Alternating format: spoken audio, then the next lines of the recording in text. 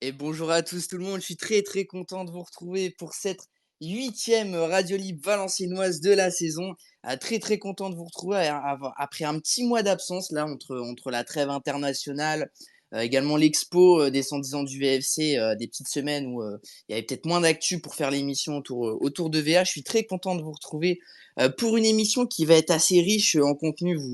Vous allez le voir, on va tout d'abord commencer par la VAR, hein, avec un retour sur l'expo des 110 ans du VFC, avec pas mal d'invités, pas mal de membres de la Fédé qui ont bossé là-dessus. Ensuite, on va faire un petit débrief du match de Grenoble entre déception et progression. On va analyser ce match un peu plus en détail tous ensemble. Et on va déjà se projeter sur ce que j'appelle un peu le 110 ICO, hein, contre Caen ce week-end. Et enfin, on finira par une rubrique assez sympa, vous allez le voir, la causerie. On va faire tous ensemble ce qu'on juge être la meilleure équipe pour VA depuis le début de la saison. Un petit peu notre 11 type du FC Tuitos et on va voir ça du coup tous ensemble. Donc on va pouvoir commencer les thèmes de cette émission, comme j'ai dit un petit peu en intro, avec les 110 ans de l'expo du VFC, qui a été une réussite totale avec 5000 personnes qui ont été présentes pendant 5 jours à la mairie de Valenciennes. Au-delà de ces 5000 personnes, beaucoup d'émotions, hein, on a pu lire sur le visage de tout le monde. J'ai d'ailleurs sorti une vidéo un petit peu best-of, si je puis dire, une vidéo autour du vernissage, c'était vendredi soir, des 110 ans du club sur YouTube. N'hésitez pas à aller la consulter, c'est du contenu sympa, il y a pas mal d'interviews, notamment avec Ben Chorley, Damien Perkis, ou encore Maxence qui va bientôt nous rejoindre, un de nos sociétaires, Johan Godin, le futur DG du VFC, Michel Pajot et plein d'autres noms. Donc les gars, on va pouvoir commencer cette première partie avec un petit peu un retour sur l'expo des 110 ans du club. Et j'accueille tout de suite au micro Maxence, vice-président de la Fédé, Romain et Dylan qui sont également présents à la Fédé. Les gars, comment ça va? Bonsoir Ilan, déjà merci de m'avoir invité, Avec ça faisait plaisir, ouais, longtemps. c'est vrai que ça faisait longtemps. Comment ça va, Maxence? Écoute, la forme, très fatigué, mais l'important c'est que ces 5 jours se soient bien passés. Après, on rappelle que c'est 5 jours d'expo, mais Bien il sûr. y a eu aussi l'installation avant. Donc ouais, ça a pris beaucoup de temps, ça nous a pris beaucoup de temps pour tout mettre en place et avoir le résultat convenu, mais on est très content du résultat, donc très fatigué, mais ça va. Alors qu'on accueille également Romain et Dylan. Dylan, je t'envoie une petite invitation si tu veux parler. N'hésite pas. Romain, également un peu aussi un sociétaire hein, d'émission, on peut le dire. Romain, comment ça va, Romain? Ça va très bien et toi, Eh Ilan? ben, très content d'être présent avec vous. On salue Matt dans le chat qui passe le bonjour à tous les supporters. Ça faisait un mois qu'on n'avait pas fait de radio libre autour de VA. Bon, c'est normal, hein, il y a eu la trêve, il y a une actu qui a été aussi un petit peu moins riche. Et moi, je voulais forcément commencer cette émission avec un retour sur l'expo qui, à titre personnel, hein, même pas en tant que média, m'a mis littéralement une claque. Alors moi, j'ai une première question avant de rentrer un peu plus en détail là-dedans. Depuis quand vous avez travaillé sur l'expo, les gars, et en termes de charge de travail, ça vous a pris combien de temps à peu près à tout préparer? En fait, c'est un peu compliqué à estimer dans le sens où en fait l'exposition, ça restait vraiment le projet de proue de la Fédé, c'est-à-dire qu'on a créé la Fédé aussi pour faire cette exposition. C'était vraiment ce qui était prévu à la base. Donc l'idée, elle est là depuis 1 an et demi maintenant. Maintenant, le temps que ça a pris, c'est toujours un peu compliqué d'en parler parce qu'on a fait énormément d'actions entre-temps. Et en fait, ça s'est fait sur des petits rendez-vous. On a eu quelques rendez-vous aux archives municipales, quelques rendez-vous avec Monsieur Michel Morneau, des rendez-vous avec certains collectionneurs. Donc, c'est difficile à te donner une période sur laquelle ça s'est passé en termes de temps. Mais en tout cas, on va dire qu'on bosse vraiment dessus depuis 1 an et demi maintenant. Bon bah du coup on va pas répéter la même question pour Romain, hein, j'imagine c'est un peu pareil. Toi Romain, alors plus à titre personnel, c'est quoi un petit peu ton ressenti, toi côté organisateur, hein, on rappelle, t'es présent avec la Fédé, t'as pas mal bossé du coup sur l'expo. Comment t'as vécu toute cette préparation vraiment en amont avant de rentrer un peu plus en détail sur l'expo? Comme dit Maxence, c'est vrai que ça fait un moment qu'on bossait là-dessus. Alors, c'est vrai qu'on va dire que ça s'est bien accéléré, on va dire, cet été, puisqu'on sait ça va vite arriver. Donc, on va dire, s'enchaîner plusieurs rendez-vous ça, mais sinon, à côté organisateur, on a surtout remarqué, en fait, et c'est qu'on se dit, heureusement qu'on avait une semaine pour tout installer, parce que c'était vraiment un sacré boulot. Bravo à à tous ceux qui ont été là, je pense notamment à Poppy, à François, euh, c'était allé de long, Rémi, tout le monde qui ont été là pour en tout installer parce que ça a été un boulot de dingue. Et c'est vrai que, comme dit Maxence, voilà encore le contre-coup qu'elle a avec la fatigue parce qu'on dit beaucoup de du matin au soir, tous les jours pour tout installer. Ensuite, il y a eu l'accueil, le vernissage, puis plus les 5 jours d'expo. Et c'est vrai que on s'est rendu compte assez vite, au fur et à mesure qu'en fait, qu'on avait vraiment, c'est aussi quelque chose de grand. Donc, bon, on veut surtout remercier tout le monde, ceux qui sont venus, mais c'est vrai que ça a été un boulot de dingue. Et on est très fiers d'avoir fait. Enfin, c'est vrai que c'était le projet de phare de l'APD qu'on a mis en place. Ouais, n'hésitez pas pour les dédicaces, les gars, c'est maintenant. Malheureusement, j'ai pas tous les noms qui ont travaillé sur l'expo. Je vois notamment François dans le chat Je vais qu'on t'en peut faire, hein. féliciter. Franchement, prends la parole, vous méritez, Vas-y, les vas-y. gars. Je vais peut-être en oublier certains, mais Allez, fais ton discours. tant qu'on y est, bah ouais, bah on va remercier déjà toute la Fédé, tous les présents qui nous ont aidés à installer et à enlever aussi l'exposition. Forcément, notre parrain Arnaud Dunker, qui a été exceptionnel pendant toute l'expo et même avant. Franchement, top, on le remercie beaucoup. Monsieur Michel Morneau, qui nous a donné pas mal d'archives, qui nous a beaucoup aiguillés. L'imprimerie Wefley, l'équipe municipale de Valenciennes, surtout Madame Fabienne Lambert, qui nous a obtenu la salle à l'époque et qui a visité plusieurs fois l'exposition.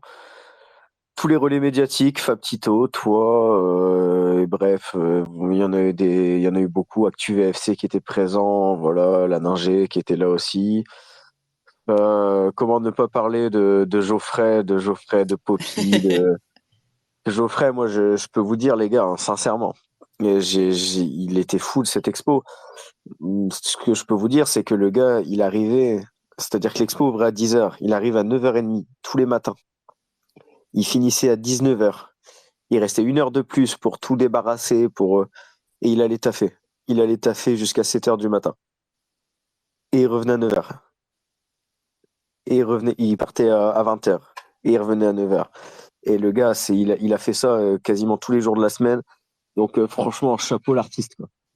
On peut tous applaudir Geoffrey, hein. Franchement, bravo Geoffrey. Incroyable. Franchement, Ah, mais ouais. Ouais, Voilà, j'ai plaisir. fait ouais, parler c'est la pas ce que, Sunbox, les mecs, hein. c'est ce que je Fallait disais tout bien. à l'heure, et c'est vrai que, comme du Maxence, c'est vrai que tout le monde a bossé quand on est là, quand on dit, sur Geoffrey ou les autres, quand on dit, moi, de toute façon, pour Maxence ou moi, c'est-à-dire qu'on travaillait la journée, et le soir, directement, après notre travail, on allait filer un coup de main, on retrouve le Mhm. soir, tout ça, on passe, il faut surtout pas oublier non plus passer aux personnes, je crois notamment qu'on a Régis, qui est là, qui nous écoute, c'est à Mickaël, c'est à Reynald, c'est à Jimmy pour tous les documents qu'ils ont filés, parce que sans eux, il n'y aurait pas eu d'expo non plus. Mais aussi tous les joueurs du vernissage qui étaient présents, les joueurs qui ont fait la séance des dédicaces, Orlando Silvestri, Sam Serge Massaguetti. Masnaghetti, voilà, et Arnaud Dunker que j'ai déjà remercié tout à l'heure. Mais aussi il y a des tas de joueurs qui sont venus au vernissage. Moi, je pense à monsieur Yannick Lalis, qui était joueur en 92, qui nous a offert un fanion de VAOM 92 en Coupe de France. Bref, c'était plein de rencontres des joueurs qu'on ne connaissait pas forcément ou des gens qu'on ne connaissait pas forcément, avec qui parfois on peut rester en contact ou en tout cas qui ont le contact de la Fédé, qui ont permis vraiment de discuter. Et puis je pense que c'était un moment fédérateur et rassembleur pour tout le monde. C'était l'objectif principal. Tout le monde a pu se retrouver. Certains ont vu leurs parents, leurs grands-parents sur des photos. On a vu des sourires, des rires, des larmes. Et c'est ça qui fait du bien aussi, c'est que en fait on a enfin retrouvé un peu de vie autour du VFC. C'était quelque chose qu'on avait perdu ces dernières années. On a retrouvé un peu en tribune, mais on a quand même vécu des années assez moroses. Donc avoir un peu de vie, avoir des gens qui ont des émotions autour du VFC, ça fait vraiment du bien. Alors pour tout ce qui est demande de parole sur cette première partie d'émission, les amis, on va rester avec les membres de la Fédé. Non pas que je vais exclure quelqu'un, vous n'hésitez pas, il y a le chat si vous voulez interagir. Mais voilà, on va essayer d'avoir plutôt le ressenti des gars de la Fédé. Et puis Après, pour parler du VFC, évidemment, vous serez tous les bienvenus. Alors qu'on accueille également dans l'émission Dylan qui est membre de la Fédé. Salut Dylan. Bonsoir à tous, j'espère que tout le monde va bien. Ça va Dylan, et toi, comment ça va? Ça va, évidemment. Ça va super. Ça Très va bien. Romain, ça va Maxence? Ça va tout le Bah, monde? ça va la Ça va forme, hein. super nickel. Ça Toi? va super. Donc je vous entends parler depuis tout à l'heure, j'ai eu un gros problème avec le micro, désolé pour le retard. Pas de soucis, t'inquiète pas. Alors du coup, je suis plutôt d'accord avec Romain et Maxence, c'était magnifique. On a pu voir beaucoup d'émotions différentes. Comme Maxence a dit, on a vu des gens qui ont pu voir leurs grands-parents et même voir leurs parents sur les photos, donc c'était magnifique à voir. Je tiens aussi à souligner, c'est ça qu'on l'a pas aussi, mais moi, une personne, c'est un ancien joueur qui m'a marqué, moi, c'est pas Adessa Mouadou qui était invité au Oui. vernissage et qui a fait plus de 400 km rien pour venir au vernissage. Et pour lui, en fait, je crois qu'il a même dit, voilà, c'est le lendemain, je crois que c'était dans la presse, C'est comme quoi vrai, pour c'est lui, vrai. c'était tout à fait logique, on a fait des kilomètres pour le supporter, que pour lui, c'est juste normal. Alors que franchement, je ne crois pas qu'il y aurait beaucoup de gens qui pourront faire juste 400 bornes juste pour sur un vernissage, quoi. C'est énorme et Ouais. franchement, encore merci beaucoup à lui d'être venu, ça nous a fait vraiment plaisir. Exactement, ouais, Mais, Wadou absolument adorable hein, pour le Et coup. merci bah, également à François Launay qu'on oublie dans son oui, émission C'est vrai, Ballon ouais. Rouge. c'est vrai que j'ai oublié, comme je disais, j'allais en oublier quelques-uns, ça en fait partie. Mais oui, C'est quand Ah, c'est ça. dommage. Adeslam Moadou te regarde et te dit, mais les gars, c'est normal que je sois venu, j'ai fait 400 kilomètres. Mais vous, ça fait 110 ans maintenant que vous vous déplacez pour votre club, que vous dépensez des kilomètres et des kilomètres pour venir, je vous dois au moins ça. Eh ben, franchement, tu vois, ça te fait quelque chose quand même. Exactement, François Launay qui est également présent en interview dans la vidéo de l'exposition des ambiances du FC, un hashtag auto-promo. En tout cas, pour Non. la team podcast, elle est disponible sur notre YouTube. Donc, c'est sympa d'avoir vos réactions à ce niveau-là. Pour ceux qui veulent échanger, notamment aussi sur cette expo, n'hésitez pas à essayer le chat, hein, on va tous vous lire. On a notamment Matt dans le chat qui dit qu'il a pleuré, hein, mais que c'était absolument exceptionnel. Louis dans le chat, bravo Geoffrey, respect. On va lui envoyer ces messages-là à Geoffrey parce que Ah, ça c'est lui un fera vrai bon plaisir. gars et il mérite vraiment parce que, bon, comme vous tous, hein, mais il a beaucoup charbonné comme l'a dit Totalement, Ah ouais. ouais, mais Maxence. bien sûr. On ne Ah, mais connaissait bien pas et sûr. franchement, ça se permet. Ouais, c'est Bon, ça. Et C'est Matt sûr. aussi qui le félicite. On lui enverra ces tweets-là, ça va lui faire chaud au cœur. Et d'ailleurs, Geoffrey qui a versé une petite larme de ce qu'il m'a dit devant la toile de Daniel Leclerc pour la petite histoire. Ouais, puis on peut on même a le voir dans beaucoup. les vidéos de Fab Tito sur YouTube. C'est ça. Donc, ouais, je vous conseille aussi d'aller voir en complément de la vidéo de Dylan. C'est très Exactement, on sympa va aussi. l'épingler dans le space. C'est un YouTuber belge qu'on a invité le lendemain du vernissage, en fait, le lendemain matin, qui est venu et qui a pris une claque. Il connaissait rien de Valenciennes, en fait. Et on lui disait Steve Savidan, il nous disait mais c'est qui celui-là? Et il a pris une claque absolue en venant et il a dit que c'était un super boulot et que il regrettait vraiment pas de s'être déplacé. Alors je vais épingler notamment la vidéo dans le space. Voilà, vous l'avez. Pardon pour la team podcast, c'est Fab Tito, donc youtubeur belge sur YouTube. Donc moi j'aurais une question aussi, les gars. Est-ce que vous avez une certaine forme quand même de pression? Bon, j'imagine forcément parce que vous êtes mis peut-être aussi une pression à vous-même. Mais comment vous avez vécu un petit peu ça, un petit peu ce track-là autour de l'expo? Qui veut y aller, Romain, t'y vas? Ou allez, ouais, Allez, vas-y. je vais me lancer. Je vais me jeter à l'eau, comme on dit. Alors pour moi, ça veut dire la pression a vraiment commencé à arriver. Je veux dire, c'est 2 jours avant le vernissage, je crois, quand vraiment ça commençait à prendre forme et tout ça.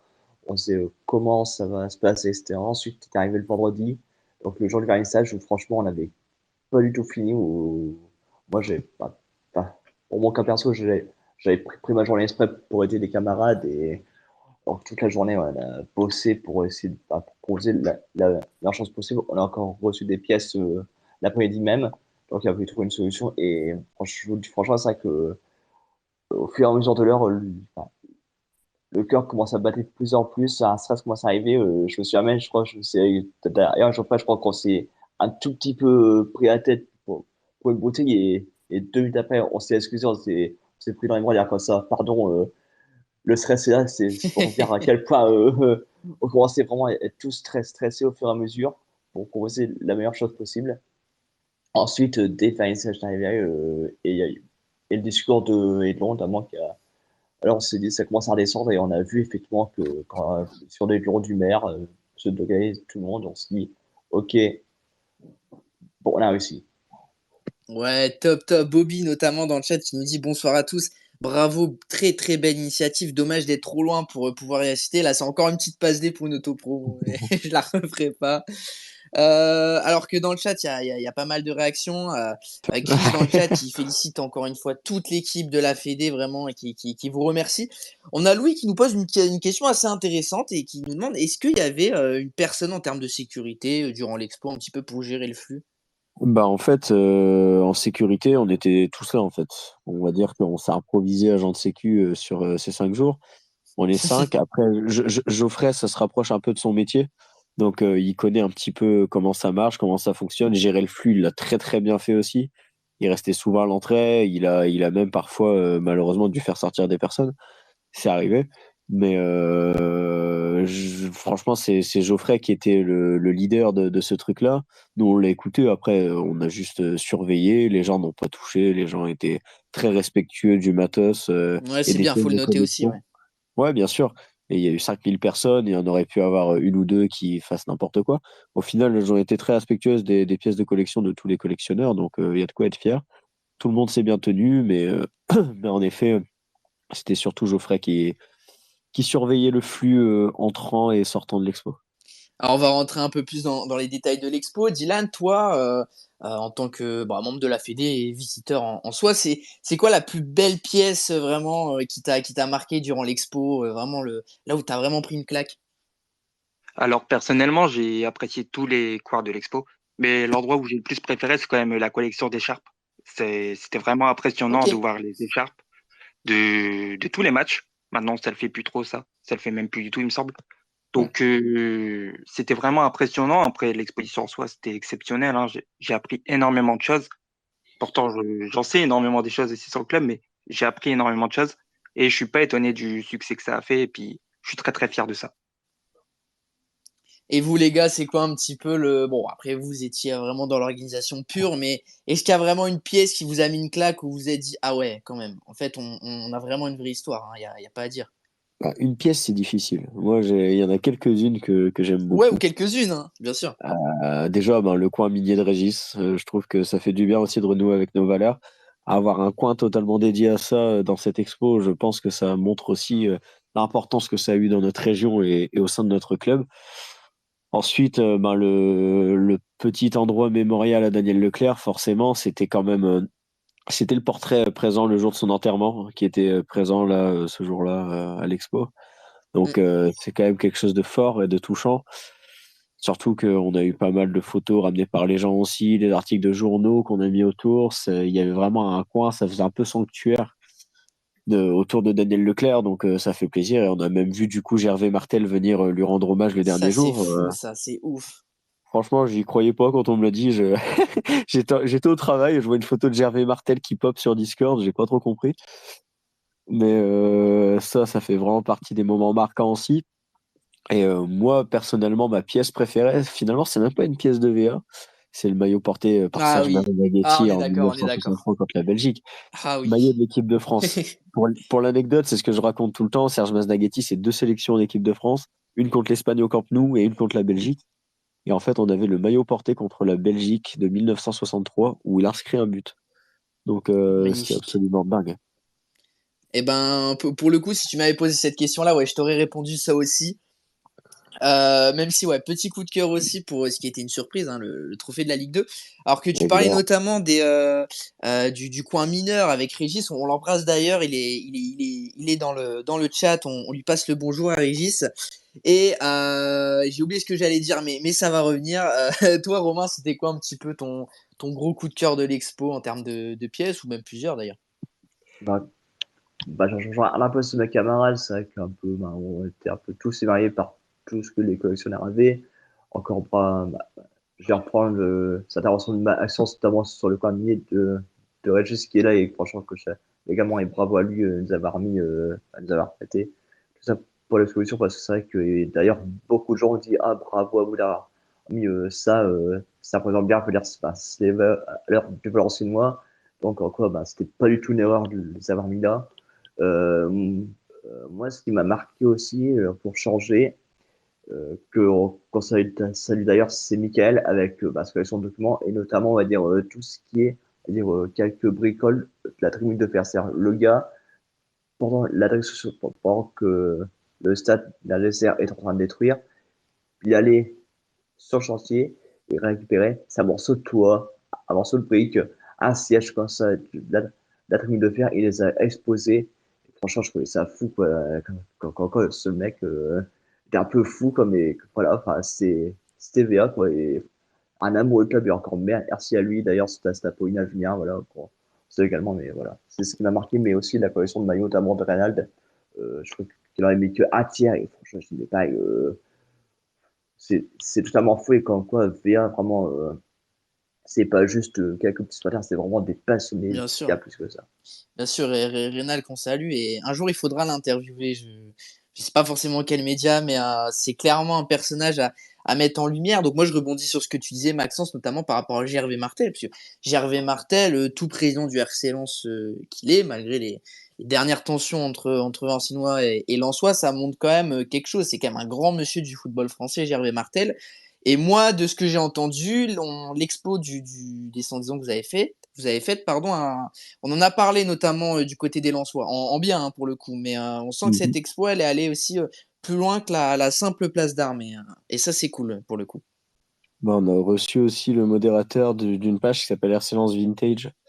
Donc, totalement basé sur le RC Lens et sur son histoire, son historique et ses pièces de collection. Donc, ouais, ça a touché un peu tous les clubs du Nord, tous les supporters, et je pense que ça a fait du bien. On a reçu des gens aussi de partout. On a reçu un supporter de Newcastle aussi, notamment le dernier jour. Ah ouais. Donc, ouais, vraiment, ça s'est bien exporté, donc on est très content là-dessus.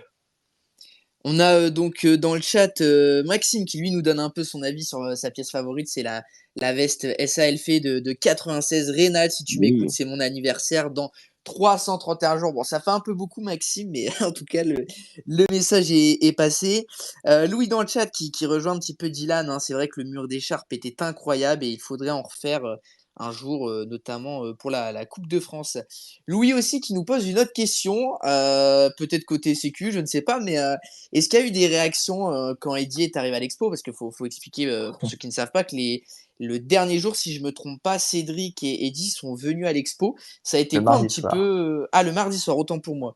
Ça a été quoi un petit peu votre réaction par rapport à ça, à cette venue? Ben, écoute, en fait, on avait été prévenu qu'ils allaient passer, on le savait.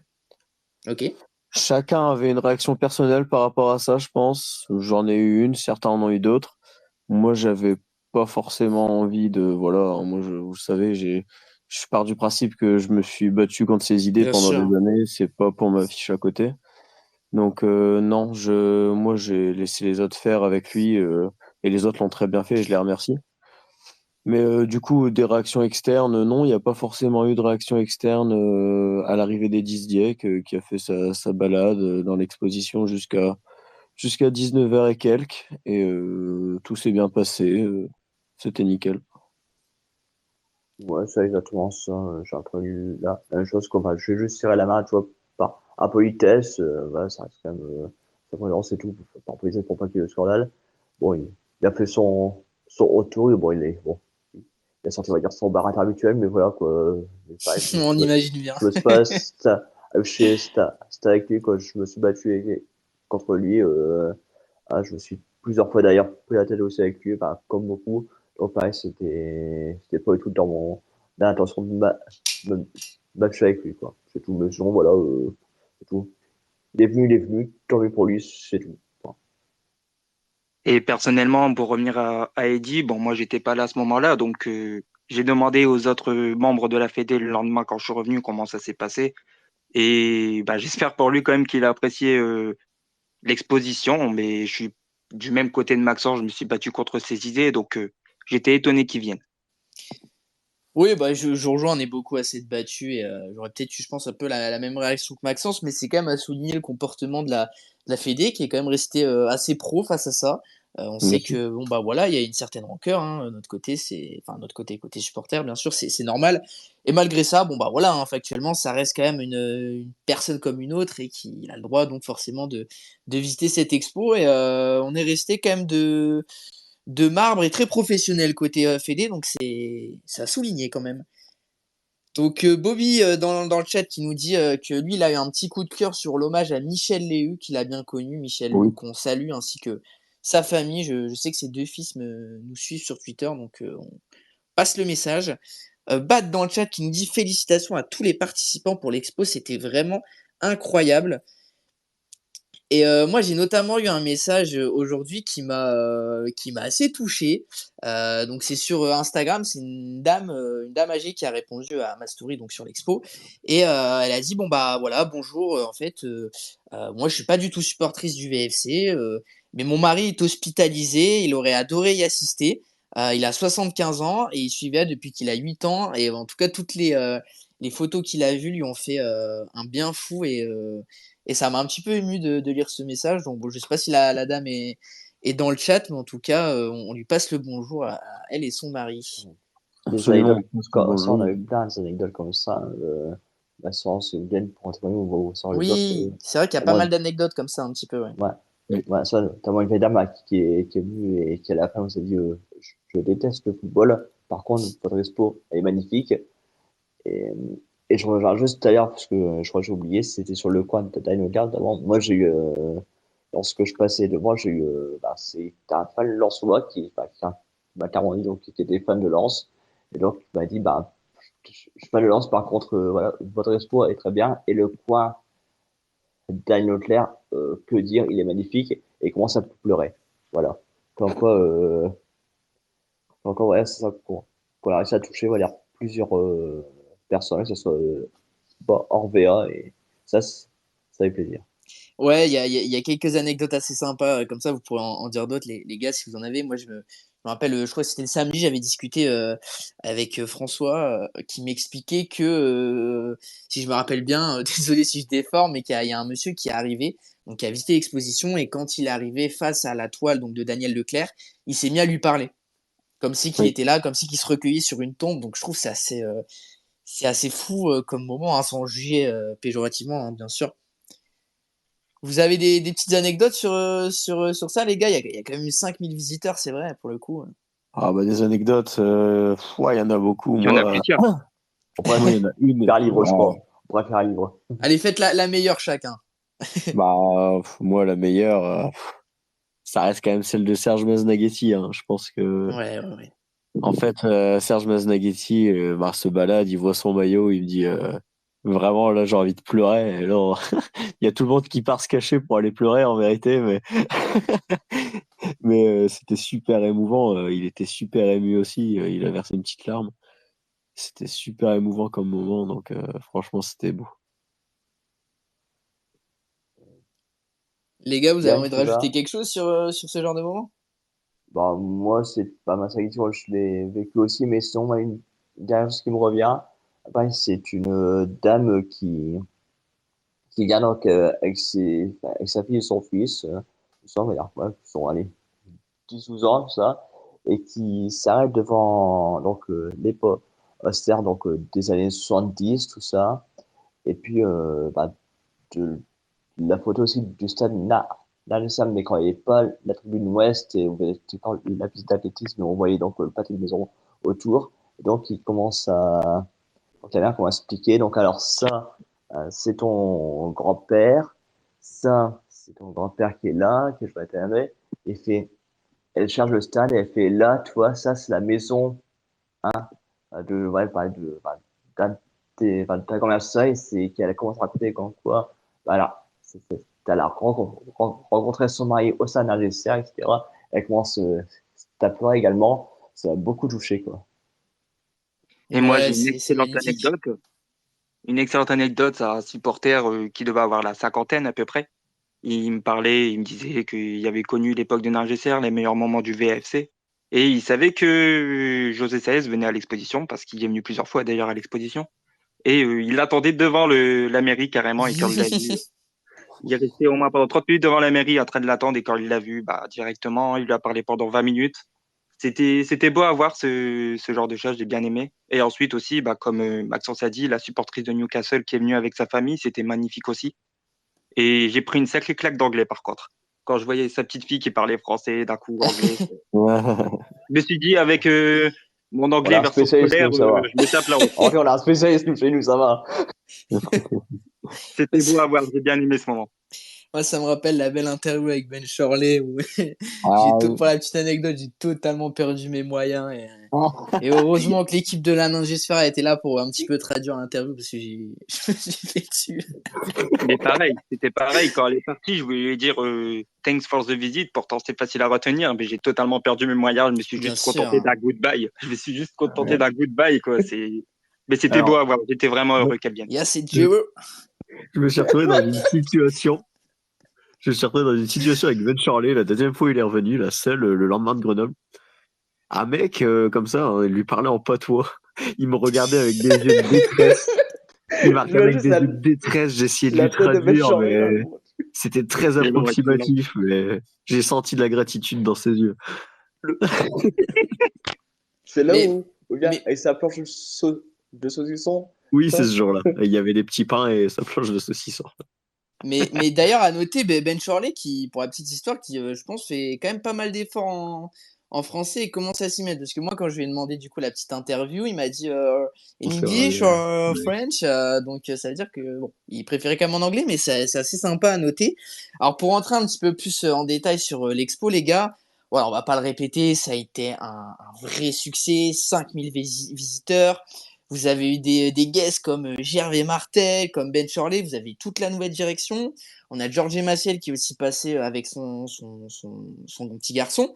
Yann, oui. Le club pro, les Godin, équipes qui a de été. jeunes, les féminines, Johan Godin, Eddy Gig.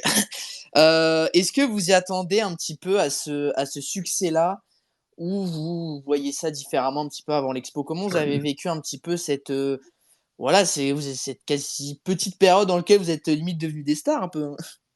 Ouais, je sais pas, mais est-ce qu'on s'y attendait? Non, déjà, faut te le dire. Bon. Pour l'anecdote, avant le début de l'expo, bah, y a Poppy, il nous disait, ah, ça serait bien qu'on fasse 150 personnes. Franchement, aujourd'hui, ça serait nickel. Bon, le lendemain, on s'est couché avec 1100 personnes. Oh là là. On s'est dit, bon, bah, ok, en fait, ça va un petit peu dépasser nos attentes. Et Et en pareil, plus, pour oui, la petite vas-y. histoire, vous aviez pas compté les gens de vendredi, non? On n'a pas compté, bah, on les a comptés à la fin pour le chiffre final. D'accord. Ah ouais, vous avez quand même réussi à les avoir. Ouais, on les a Ok, comptés, ok, bah, d'accord. on a réussi à peu près à Ah oui. savoir combien on Oui, était. oui, oui, ok. Et pour l'anecdote, encore une fois, genre, on se dit, bah, 1100, c'est exceptionnel, quoi. Pour un samedi, on fera jamais mieux. Dimanche, 1800. Comme quoi, comme quoi. Ça fait plaisir. On était, Ouais. excusez-moi du terme, mais sur le cul. Ah, mais ouais. Donc, ça n'a pas Bon, été ouais, tu peux le dire, tu trop peux le dur dire. à gérer pardon, enfin, ça a pris une certaine ampleur, hein, pour le coup. Je pense que moi, le premier, hein, sincèrement, quand je suis venu pour le vernissage, je m'attendais déjà à une pièce plus petite, à moins de pièces de collection. Vous attendiez vraiment à ce que ça prenne autant d'ampleur pour le coup? T'avais pensé à ça en avance, Romain? Moi, non, du tout. Comme Maxence, alors, donc, c'est vrai qu'au vernissage, bon, ça m'est très bien passé. Ça, je m'attendais peut-être pas non plus à risquer quand même pas mal de monde.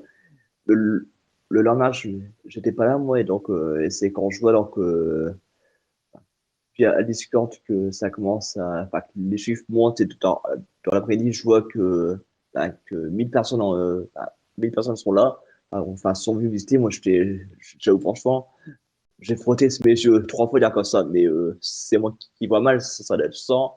Ils ont rajouté c'était un 0, c'est pas possible. Comme ça, et en fait, j'ai dit, bah non, c'est bien 1000.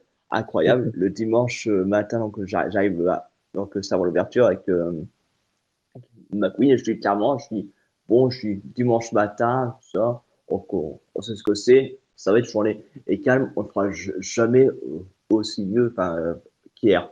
Au final, bah, au contraire, on a fait même plus, et j'avoue que sur certains horaires, c'était presque une poubelle périphérique, c'était aux heures de pointe. Ouais, c'est top. Toi, Dylan, tu t'attendais un petit peu à ce que ça prenne cette ampleur-là?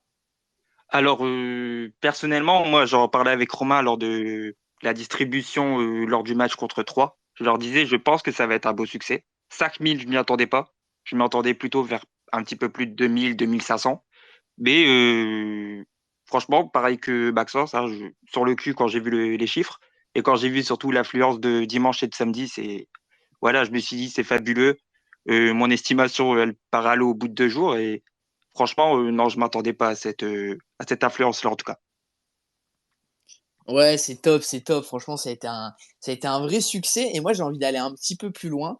C'est vrai que ça n'a pas été trop reporté dans les journaux, mais on a notamment du coup une intervention au micro de Laurent De Gallet qui a un petit peu aussi parlé de peut-être essayer de se projeter vers l'avenir avec cette expo et de pourquoi pas ouvrir un musée, donc ce que vous avez fait au niveau de l'expo, mais qui durait pour toujours, en fait, tout simplement. J'en parlais notamment avec Fab Tito, du coup, et lui voyait ça à côté du stade. Voilà, il nous l'a dit, il nous a dit, ah, il y a une piste à creuser, il y a un truc à faire. Comment vous avez accueilli cette nouvelle et c'est quoi un petit peu les projets autour de tout ça, même si je me doute c'est encore un petit peu euh, frais, on va dire.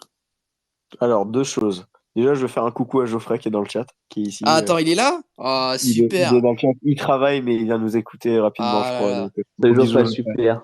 Bah écoute Ouais, tu Geoffrey, sois si là. t'es en pause, n'hésite pas à passer, mais on va pas t'embêter plus que ça si tu passes. Et sache que Geoffrey, tu as des fans dans le chat, n'hésite pas à lire ça vraiment. Bravo Geoffrey encore une fois pour tout le boulot que t'as fait, tout le charbon que t'as fait pendant l'expo.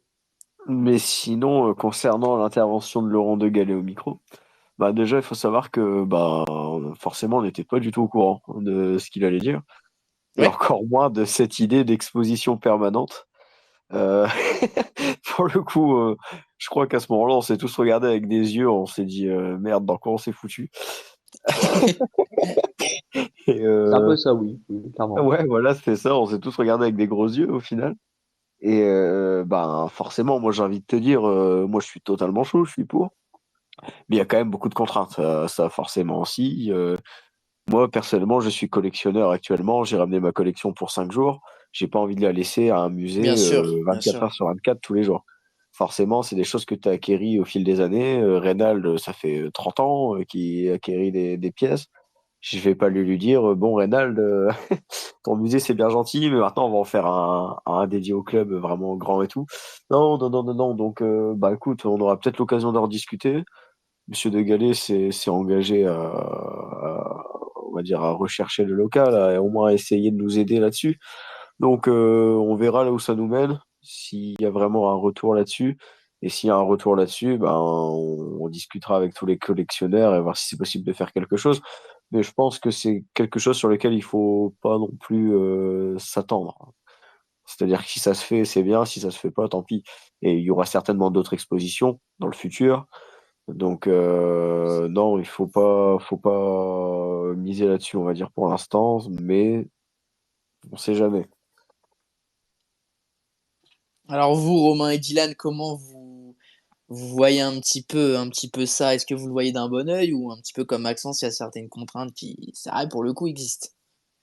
Sur le coup, bah, comme disait Maxence, c'est vrai que moi, sur le coup, je dis quand ça, c'est moi qui ai mal entendu ou c'est vrai. Sur le coup, c'est vrai qu'on ne s'attendait pas du tout. Bah, sur le coup, je dis, oh, c'est génial ça, mais c'est vrai qu'une fois, on va dire, à froid, une fois qu'on a vu, bah, comme Maxence dit, bah, alors, ça serait génial, sauf qu'on dit, bah, pareil, quoi, il y a des contraintes, il faut trouver le local, il faut trouver comment, bah, où est-ce qu'on expose ça. Il faut que tout le monde laisse, quand on dit, bah, ces pièces, bah, à l'endroit qui va dire qu'il y a revoit pas vraiment, on va dire qu'ils sont plus chez lui, quoi. C'est vrai quand on a encore les choix, on va dire, bah, ça, en termes de sécurité, on les voit quand alors que les arts locales, bah, on va dire que tu les laisses, on va dire, pas à l'abandon, mais ouais, c'est-à-dire que tu les laisses à quelqu'un d'autre, on va dire, donc c'est vrai que c'est leur contrainte, tandis que ça prendra du temps, beaucoup de temps, donc il faut pas exemple s'attendre à quelque chose de rapide, mais comme dit Maxence, oui, enfin, on fera d'autres choses et il y aura sûrement d'autres moyens de revoir ces jeux de place. Et je pense que j'ai pas besoin de m'exprimer longtemps sur ce sujet. Maxence et Romain ont répondu avec brio, donc je partage totalement leur avis. Super, super. J'ai vu le commentaire de Geoffrey, c'est pour ça. Ça m'a fait Ouais, moi rire. aussi, je l'ai vu. Je sais, ça c'est une private joke, je peux pas, voilà, mais Geoffrey qui lui dit j'ai une fan mystère, voilà. Ouais, c'est une private joke, pas si private que ça. Pas quand même, hein, je vais C'est pas vrai, commencer. c'est vrai.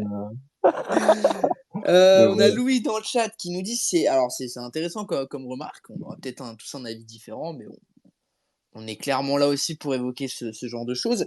C'est moi le maire de VA, est-ce qu'il ne se réintéresse pas aussi un peu au club? Parce que quand tu regardes les clubs qu'il y a dans le Valenciennois, dont le hockey, tu as l'impression que VA, il ne voulait plus en entendre parler pendant quelques temps. Je vais ajouter peut-être un petit mot là-dessus. Vous en pensez quoi, vous les gars, un petit peu de la posture de Degalé? Parce que ça reste quand même un personnage qui gravite autour du VFC, qui a une importance, notamment aussi dans les dernières années sous Eddy. De Gallet, on va dire, a toujours eu, on va dire, une petite attention particulière sur VA. Oui, bah, il a été notamment mis avec Pernambo, quoi, qui était un personnage fort, d'ailleurs, enfin, je veux dire, la création du VFC, donc ça aide quand même.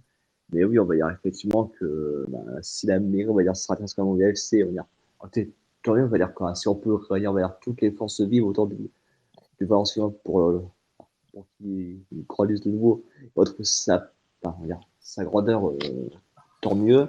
Après, évidemment, enfin, on va dire que voilà, on ne sera pas non, enfin, très gouvernance, on va dire qui s'est fâché avec tout le monde. On va dire, bah, donc, c'est tant mieux. Après, voilà, voilà.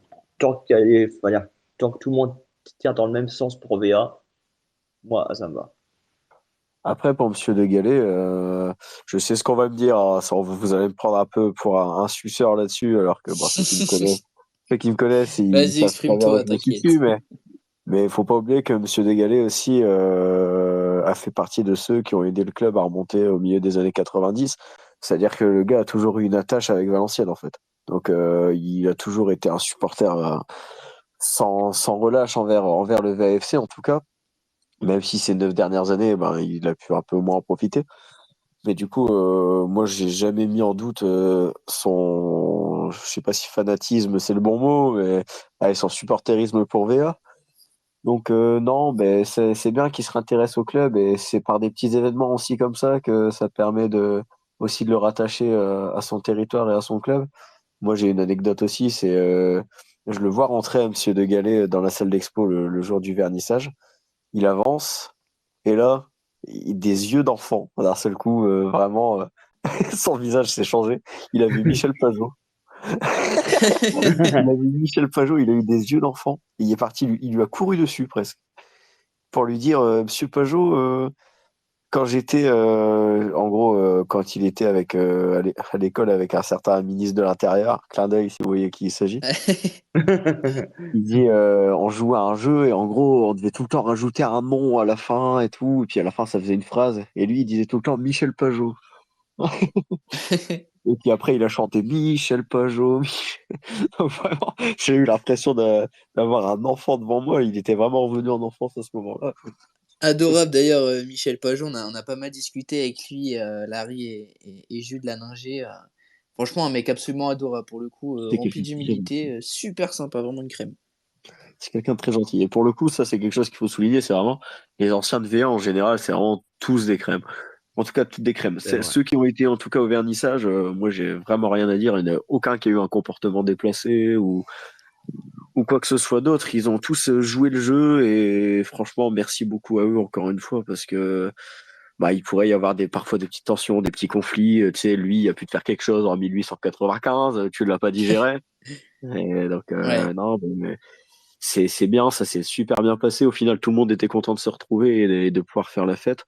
Donc, je remercie encore une fois les anciens joueurs, les anciens staffs, les anciens dirigeants qui étaient présents, que ce soit au vernissage ou non, d'avoir vraiment joué le jeu. Alors on a une petite question, dans le chat, Maxence. Ouais. C'est, Martin qui nous demande: «Salut les gars, j'ai adoré l'expo, j'ai une petite question. Je viens de prendre un abonnement Amazon Prime sur lequel j'ai le droit à un sub Twitch offert. Que faire avec, ce sub-là?» Là, je dois changer de casquette aussi. Là. Et ton discours. Attendez, laissez-moi filer ma casquette Magisphère, s'il vous plaît. Je suis abonné à Amazon Petit Prime, coup de mais c'est pub. dingue. Petit coup de pub. C'est-à-dire que tu as le droit à un abonnement Twitch Prime. Twitch Prime, c'est quoi? C'est un abonnement en ligne qui te permet de t'abonner gratuitement à la Ningesphère. Donc, au lieu de payer 5 euros par mois, tu auras le droit à un mois gratuit d'abonnement. Donc, tu nous fais gagner un petit peu d'argent et toi, ça ne te coûte absolument rien. Tu as juste à appuyer sur le bouton s'abonner sur la chaîne de la Ningesphère et tu auras s'abonner avec Twitch Prime. Voilà, on me dit dans l'oreillette que c'est pour rembourser les micros de François. Magnifique. Voilà, la team podcast, n'hésitez pas à follow les copains de la Ningesphère sur Twitter, Insta, YouTube et Facebook. Non, en vrai, blague à part, Christophe dans le chat qui nous dit une expo réussie qui m'a fait retourner 30 ans en arrière.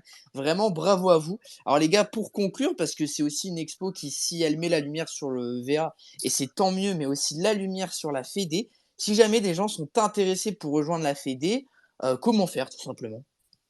Comment faire? Ben, c'est très simple. On a un site internet. Donc, je vais vous laisser aller sur votre navigateur. Ouais, on va Et le vous, pingler dans le space, si voilà, jamais. C'est pour tac, la team podcast, là. tac, tac, tac. Et vous tapez fsva.fr. Et donc, vous aurez un onglet Rejoindre la FSVA. Et vous pourrez ensuite souscrire à une adhésion à la FSVA. Donc, en gros, si vous avez vraiment aimé ce projet ou si vous en aimez d'autres, eh ben, en tout cas, je vous conseille de souscrire. C'est une aide pour nous. Et puis, si vous avez aussi envie de vous impliquer dans ce genre de projet, si vous voulez aider, si vous voulez voir, je sais pas, si vous voulez aider à l'installation de l'expo, si vous voulez aider à mettre en place plusieurs actions autour du club. Donc, encore une fois, je répète, on n'est pas un groupe de supporters, on n'est pas à l'intérieur du stade. Nous, on est autour, on essaye de valoriser le patrimoine et la culture autour du VAFC. Donc, si vous avez envie de tout ça, si vous franchement, n'hésitez pas à nous rejoindre. Donc, c'est 10 euros pour les membres lambda, entre guillemets, et 5 euros pour les membres de groupes qui sont adhérents à la fédération, donc Génération Rouge et Blanc, Devils, Mentalita Valenciana, etc., etc. Donc, je vous invite à souscrire.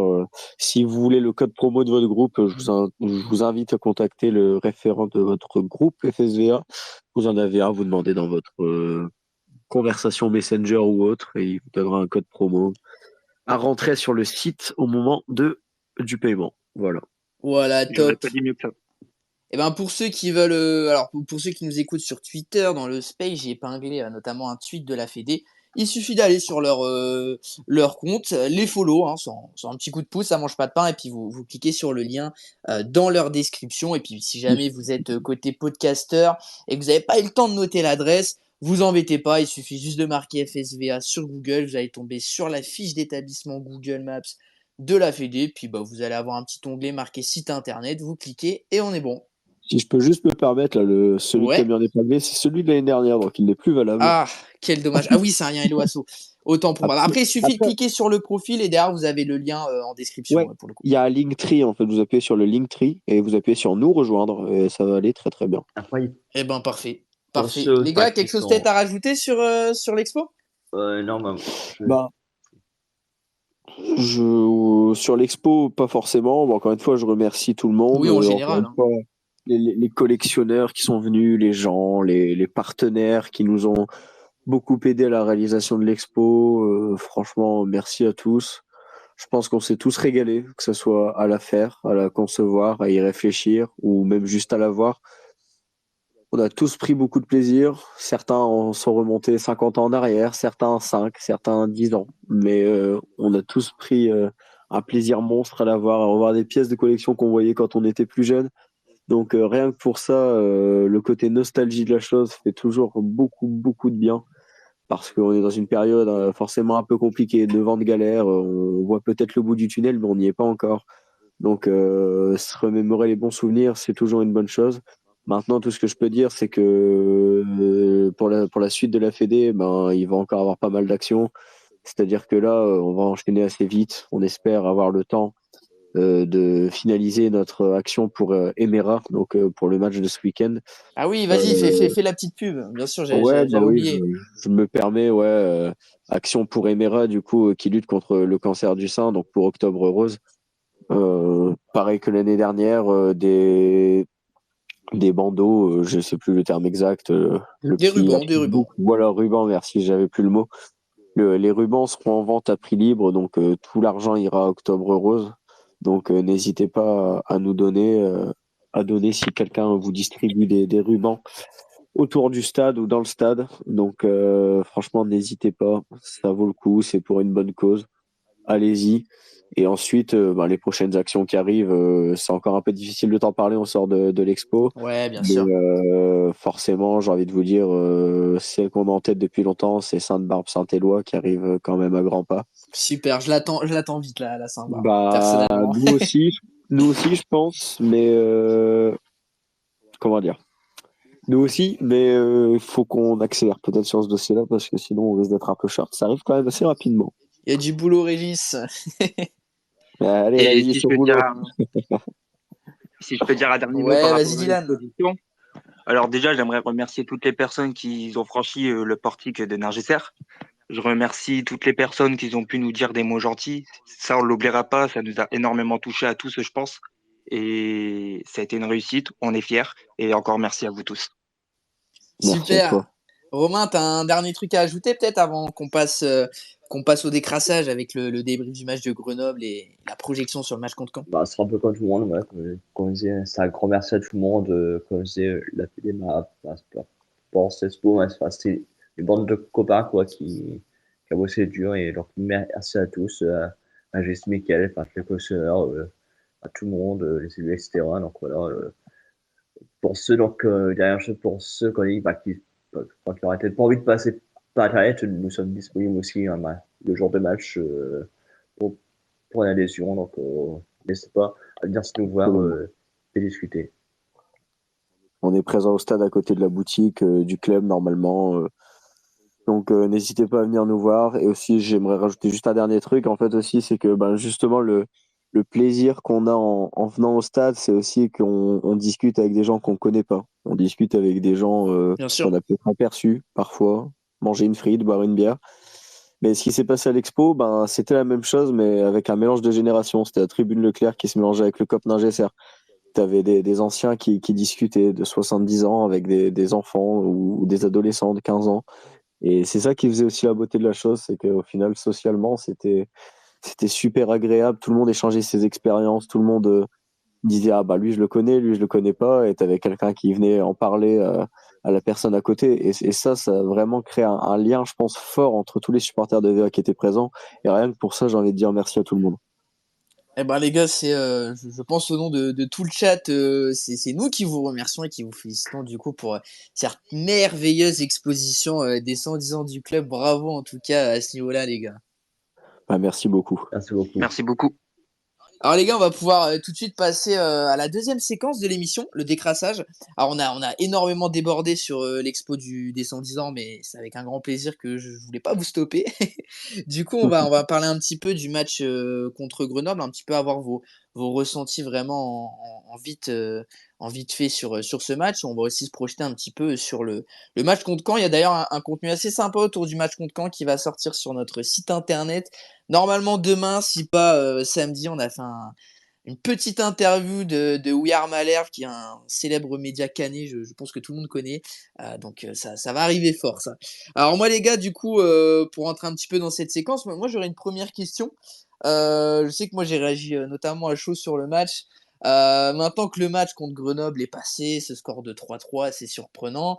Est-ce que vous êtes plutôt partagé entre déception ou entre sentiments de se dire c'est quand même une équipe qui progresse jusqu'ici?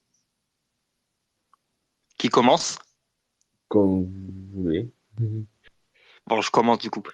Alors moi, je suis partagé entre la joie quand même de voir enfin des buts, parce que ça, on était une équipe qui ne marquait pas énormément. Je crois même qu'on était la pire équipe du championnat dans ce domaine-là. Donc ça fait plaisir de voir que offensivement on arrive à être mieux. Par contre, quand ça va pas d'un côté, ça va pas de l'autre. Ou je dis n'importe quoi peut-être. Mais vous m'avez compris. Et c'est la seule déception. Mais sinon, je suis globalement content de l'animation offensive. Moi, ce que j'ai pensé du match, je vais le faire rapidement. Après, je vais devoir vous laisser. Mais pareil, je trouve qu'offensivement, on a été bien meilleur que d'habitude. Et notamment grâce à un Maccabi Lillepo qui arrive toujours à faire avancer le ballon et toujours dans les solutions et les bons coups. On l'a vu, hein, de toute façon, sur ses stats pendant le match, un but et deux passes D si je me trompe pas. Donc, en un match, c'est devenu quasiment un des joueurs les plus décisifs de la saison. Donc, non, mais c'est super intéressant offensivement. Derrière, il y a eu des petites erreurs et je pense que les 3 buts qu'on prend, c'est surtout sur des erreurs individuelles et pas collectives. Et c'est dommage. Il y a des joueurs qui ont été un petit peu en dessous derrière. Je vais pas citer de nom. J'ai pas envie de m'acharner sur certains. Ils le savent déjà, je pense personnellement. Donc non, mais c'est un peu dommage. On méritait certainement d'aller la chercher et prendre un but à la fin. Ben vraiment, excusez-moi du terme, mais ça fait chier. Bien sûr. Toi, Ah, Romain, c'était quoi un peu ton feeling suite à ce match? Pour moi, évidemment, à chaud, et évidemment, ça, c'est bien chier de se prendre le but à 82e, quoi. C'est pas à 3-3 alors qu'on mais on va dire, un mi-temps, on va dire, assez, presque référent. Hein, quoi. Et après, à froid, je dirais finalement, c'est un bon résultat parce que moi, c'est vrai qu'avant le match, Morietti, on repartirait avec un match nul de Colombe qui était meilleure défense. J'aurais essayé tout de suite, notamment vu les absents qu'on avait Julien Masson qui n'était pas là, Geoffrey Puffaut, ne pas oublier qu'on a mis donc Kay Sonda, c'est un de saison, donc au poste de latéral droit qui est pas, bon, on va dire son vrai poste, des gens qui étaient pas encore, donc comme dit Diane, pour mes 3 buts, on se prend des buts sur les, c'était sur défensif, notamment pour le premier, ça vient d'une passe tellement bête et on se prend le corner juste après. Donc au final, bon, quand même, ça a touché du match. Parce que c'est vrai qu'on dit, bah, c'était quand même Grenoble, quoi, enfin, à l'extérieur, c'était un bon prix à l'extérieur, mais encore une fois, il faudra qu'on confirme ça, c'est à domicile. Ouais, ouais, ouais, bien sûr. Bon, moi, je vous rejoins. Moi, je rejoins notamment Maxence, très, très frustré. Maintenant, je vais pas vous mentir, à 3-2 sur le but de Lille Pau, je savais qu'on tiendrait pas. C'est horrible à dire, mais je savais qu'on tiendrait pas. Donc un peu déçu, mais c'est vrai qu'on en met quand même 3 face à la meilleure défense de Ligue 2. Si je ne m'abuse, en étant la pire attaque de Ligue 2, il y a quand même deux trois motifs de satisfaction. Alors que Maxence, je sais pas du coup si tu devais partir, t'en as un petit peu oui, parlé. je vais devoir y aller, mais en tout cas, bonne Ouais, continuation ouais, pour la fin ouais. de l'émission.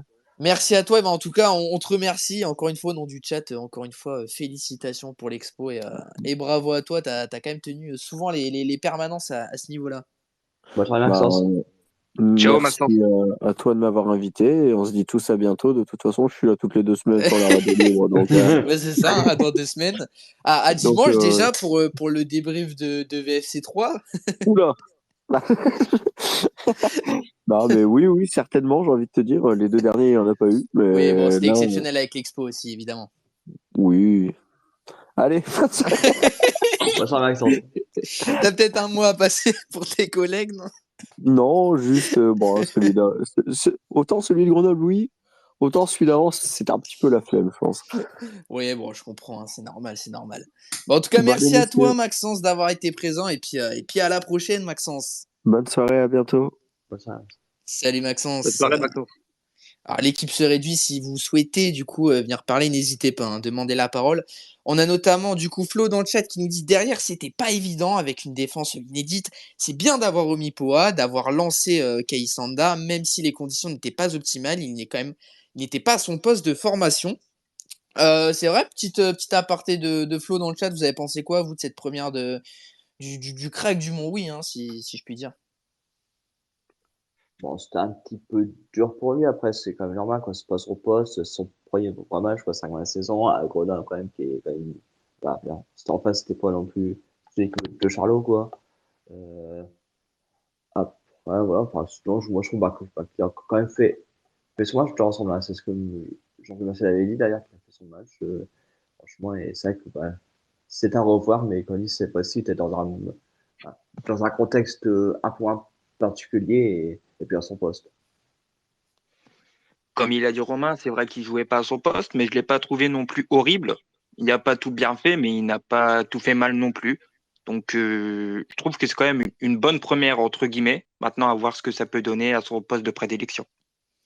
Hashtag auto-promo, on a fait un petit article sur Joachim Kaysanda et notamment pardon, ses débuts contre Grenoble. N'hésitez pas à aller le voir.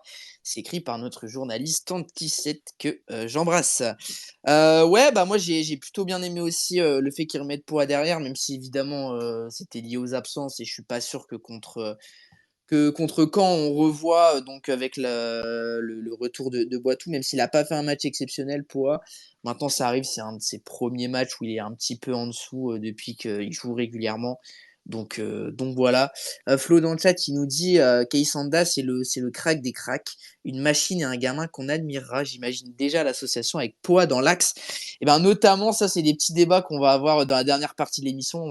Vous allez voir, on va faire le 11 du UFC tous ensemble. Un peu le 11 du FC de Cheetos, vous allez voir. Alors, du coup, petite question comptable, les gars, parce que j'ai quand même le sentiment que souvent on dit que cette équipe, depuis notamment le match contre Guingamp, à la 3e journée, elle monte régulièrement en puissance. Ça va de mieux en mieux. Maintenant, ça se ressent pas pour autant dans les points. C'est quoi, vous, un petit peu votre vision de ça? Est-ce que vous continuez à être patient avec Maciel et son groupe parce qu'on sent que ça monte en puissance? Ou vous dites quand même, ouais, mais bon, monter en puissance, c'est bien, mais au final, dans le classement, ça se ressent pas, quoi. Alors personnellement, je vois l'équipe qui monte en puissance, bien sûr. C'est un motif de satisfaction, mais c'est ce que je dis souvent sur mes tweets. Les points qu'on n'a pas maintenant, on les aura pas à la fin de la saison. Et puis ça peut être dangereux si on décolle pas vraiment, même si sur le terrain, tout n'est pas à jeter plutôt. Mais notamment un match qui m'a énormément déplu, c'est quand même le match contre Concarneau. C'est vraiment le match, c'est horrible sur tous les coins du terrain. Et sinon, je laisse quand même encore un peu de temps, mais faut pas qu'on se laisse manger par le temps, tout simplement.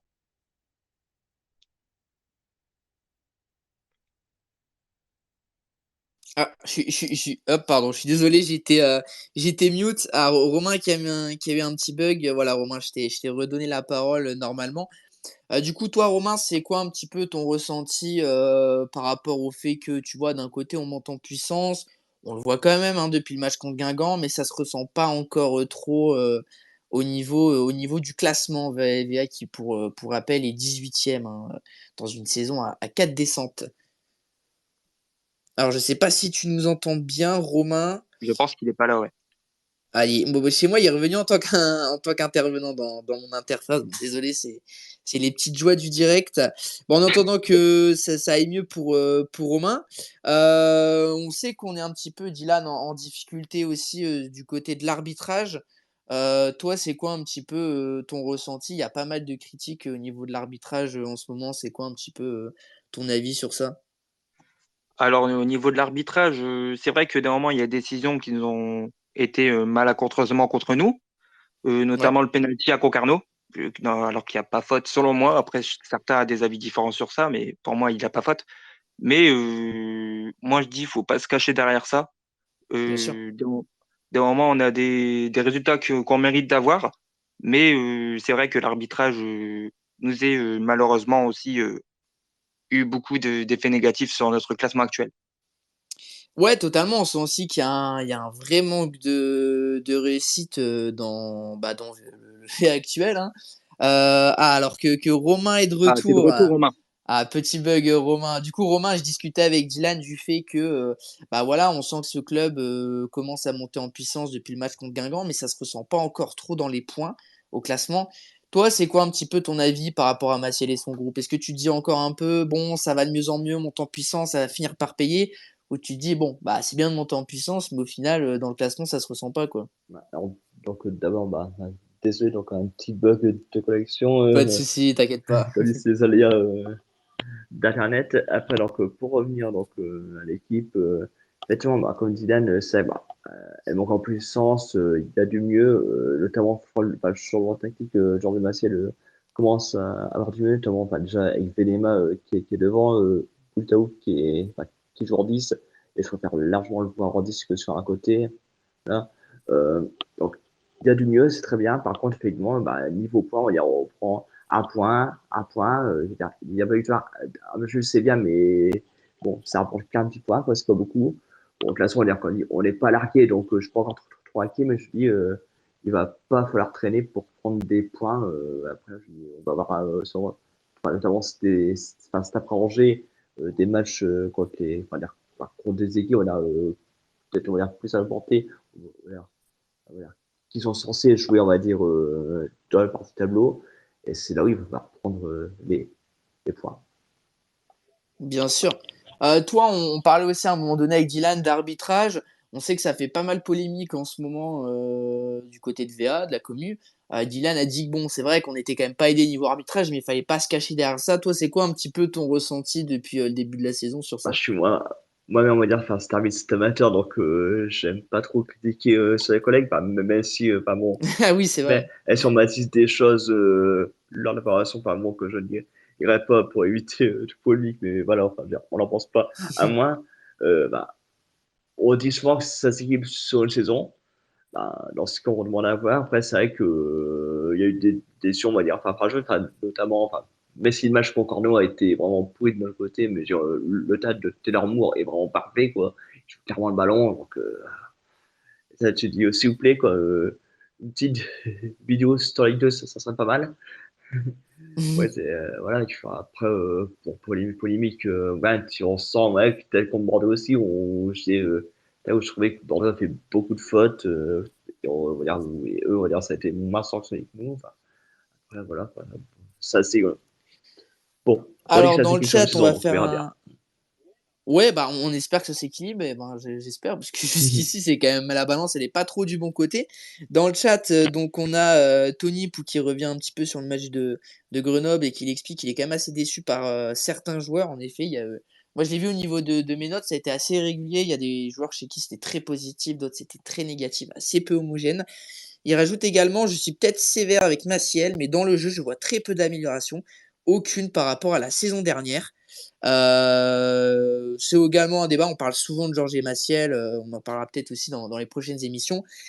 Flo qui, à l'inverse, dit, enfin, à l'inverse sur le fait qu'il y a quand même du mieux selon lui, mais à l'inverse, il y a quand même aussi des éléments d'inquiétude, j'avais pas du tout de suite. Notamment sur les transitions. Alors oui, CF, le but encaissé contre 3, qui est pour le coup absolument ridicule.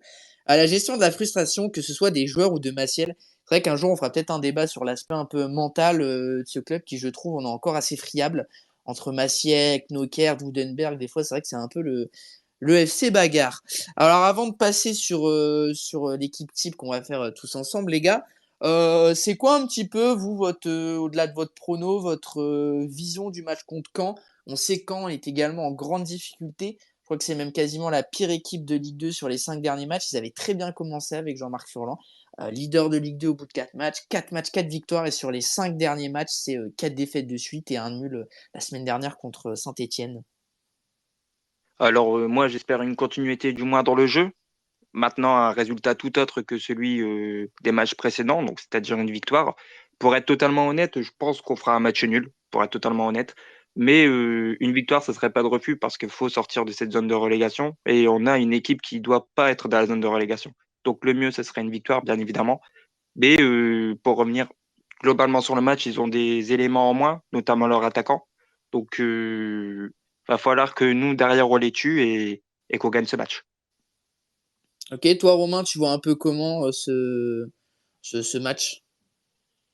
Bah, moi, je me dis, que vivement, mais si on progresse, j'espère vraiment que cette fois-ci, on va vraiment lancer, on va dire, la saison avec une première classe à domicile. C'est ce qui il manque, quoi, à chaque fois. Je pense que elle va bien, puis elle vient pas, on espère vraiment que ça va c'est la bonne. Comme Dylan l'a fait avoir, quand on voit, enfin, il va avoir pas mal d'absents. Bon, je crois qu'on a que le quart d'absents. Je sais pas si, on m'a dit que Kevin Boutao était sorti sur blessure à Grenoble, je sais pas comment il va. Donc, faut voir quel groupe on aura également. Mais bon, on espère vraiment que c'est facile, c'est le match pour lancer notre saison. Il y a domicile qui ferait beaucoup bien dans les têtes, quoi, parce qu'on sent que ce groupe, et je sais pas, il travaille, sans qu'on dit, on voit vraiment que c'est une équipe qui est un peu dans la difficulté, quoi, qui m'a quand même dit que d'ailleurs, suite au match de Grenoble, enfin, sur un 3-2 qui craque à la fin, et pour Caen, bah, on dit, ouais, c'est vrai que, tiens, au début, on s'attendait tous à ce que ce soit une équipe vraiment facilement en tête, et finalement, dès qu'elle est dans le doute, enchaîne les mauvais talents, c'est à nous, on va dire, on va dire, de les enfoncer, et c'est un peu plus. Ouais, bien sûr. Alors moi, je vous rejoins, je vois bien un match nul, mais alors après, ça va aussi dépendre de nos blessés. On sait que Aymen et Knockaert sont assez incertains. Mais en tout cas, si tout le monde est à peu près à 100%, voilà, quand ça reste une équipe qui est en grande difficulté depuis 5 matchs, et je pense qu'on arrive à un stade où c'est aussi un peu un tournant cette saison, on peut plus toujours être dans les nuls encourageants. Il y en a eu pas mal cette saison, mais là maintenant, ça y est, il faut prendre des points. Donc pour moi, tout autre résultat qu'une victoire, ce serait quand même compliqué, quoi. Benoît dans le chat qui nous parle notamment des erreurs d'arbitrage. Il cite le péno contre Concarneau, le but hors jeu à Laval, le penalty oublié sur Venema contre 3. On n'a vraiment pas de chance pour l'instant. C'est vrai qu'on est quand même pas arbitré de la meilleure des façons. Flo dans le chat qui nous dit que contre Bordeaux, on a payé notre manque d'efficacité, même si dans les efforts, nous étions là. Pour moi, il y a aussi une certaine fragilité mentale. Alexandre Mendy blessé, Valentin Henry blessé, Ngam Mbok blessé, Tidiam Gomis blessé, Diabé Bolumbu et Brahimi blessé côté camp. C'est vrai qu'il y a quand même pas mal d'absences. Flo avec la voix de JSF dans ma tête qui nous dit Caen, Charage du Furlan est nul contre Auxerre et Bordeaux 3-0 contre Ajaccio. Après, ils n'auront pas mis Mendy, certes, mais ils ont quand même Autré, Courte, Ntim et Coef de l'expérience en Ligue 2.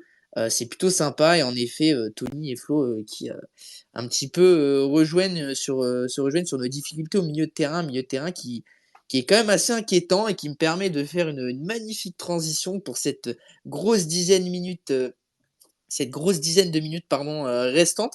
On va tous ensemble, les gars, faire aussi avec évidemment le chat, faire notre 11 type du VFC, lequel est selon nous vraiment voilà, le meilleur système. Donc moi j'ai noté niveau points, est-ce que c'est pas aussi le réveil offensif de VA? Est-ce que Maciel n'est pas non plus à la clé de ça? C'est lui qui a décidé de repasser à 4 devant avec Aymen à la baguette. Est-ce que cette défense elle est aussi si solide que ça? Parce que dans les grands matchs où on avait des difficultés devant, on a notamment souvent loué la solidité défensive de VA. Est-ce que c'est pas juste grâce aussi à Jean Louché? Le chantier des côtés, on sait qu'au niveau des latéraux, c'est compliqué. Ça va mieux pour Alain Linguet, mais côté Woodenberg, c'est toujours assez compliqué. Flo et Tony parlaient notamment dans le chat du milieu de terrain. Est-ce qu'il est toujours aussi en difficulté? Et évidemment, quel système pour Maciel? Maciel qui a quand même à peu près utilisé tous les systèmes depuis le début de la saison, les gars. Alors moi, du coup, j'aurais une question pour vous et pour le chat. Donc je vais faire ça sous forme de sondage, hein, vous pourrez voir ça dans votre TL. Selon vous, quel est le meilleur système pour ce VA-là? Est-ce que je peux rajouter quelque chose par rapport au match de Caen? Ouais, bien sûr, vas-y, fais-toi plaisir. Alors, sur les dernières années, au NO, du moins je parle, les matchs contre Caen, ça s'est plutôt bien passé. On prend minimum un point. Donc, on peut partir avec ce motif de satisfaction, mais après, j'espère que je suis pas le chat noir de la radio libre. Et pourvu que ce soit un bon résultat, et cette fois-ci, les 3 points. Ouais, moi On peut reprendre je sens le cette match équipe. nul malheureusement. Alors du coup les gars, quel système à votre avis pour VA? Alors, moi, je resterais bien sur le 4-2-3-1, personnellement. Ouais. Avec Boutouta Wardis, on a bien vu avec l'apport de Lille-Epo que ça fonctionnait plutôt bien. Et personnellement, ouais, je resterais sur le 4-2-3-1, personnellement. Pour moi, c'est la même chose. Ouais, je resterai sur 4-2-3-1. Parce que je pense que ouais, pour moi, c'est un peu le meilleur système par rapport aux joueurs qu'on a pour les exploiter au mieux. Ouais, bien écoutez, le chat, les gars, est d'accord avec vous, une majorité de 4-2-3-1. Bon, je vous rejoins un peu. J'avais dans tous les cas un peu pré-shot sur le montage le système en 4-2-3-1. Bon, ça paraît aussi évident, ça permet de réaxer Aymen en 10. On a aussi bien vu, enfin moi à titre perso, que dans tous les cas, le milieu de terrain, peu importe le système, que tu joues à 2 ou 3, il est en difficulté.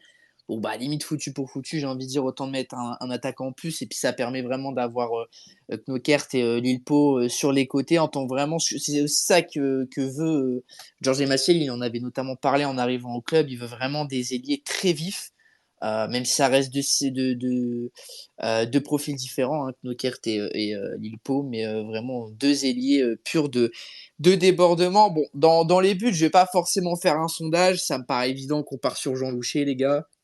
Je suis d'accord. Évidemment, ouais, tellement.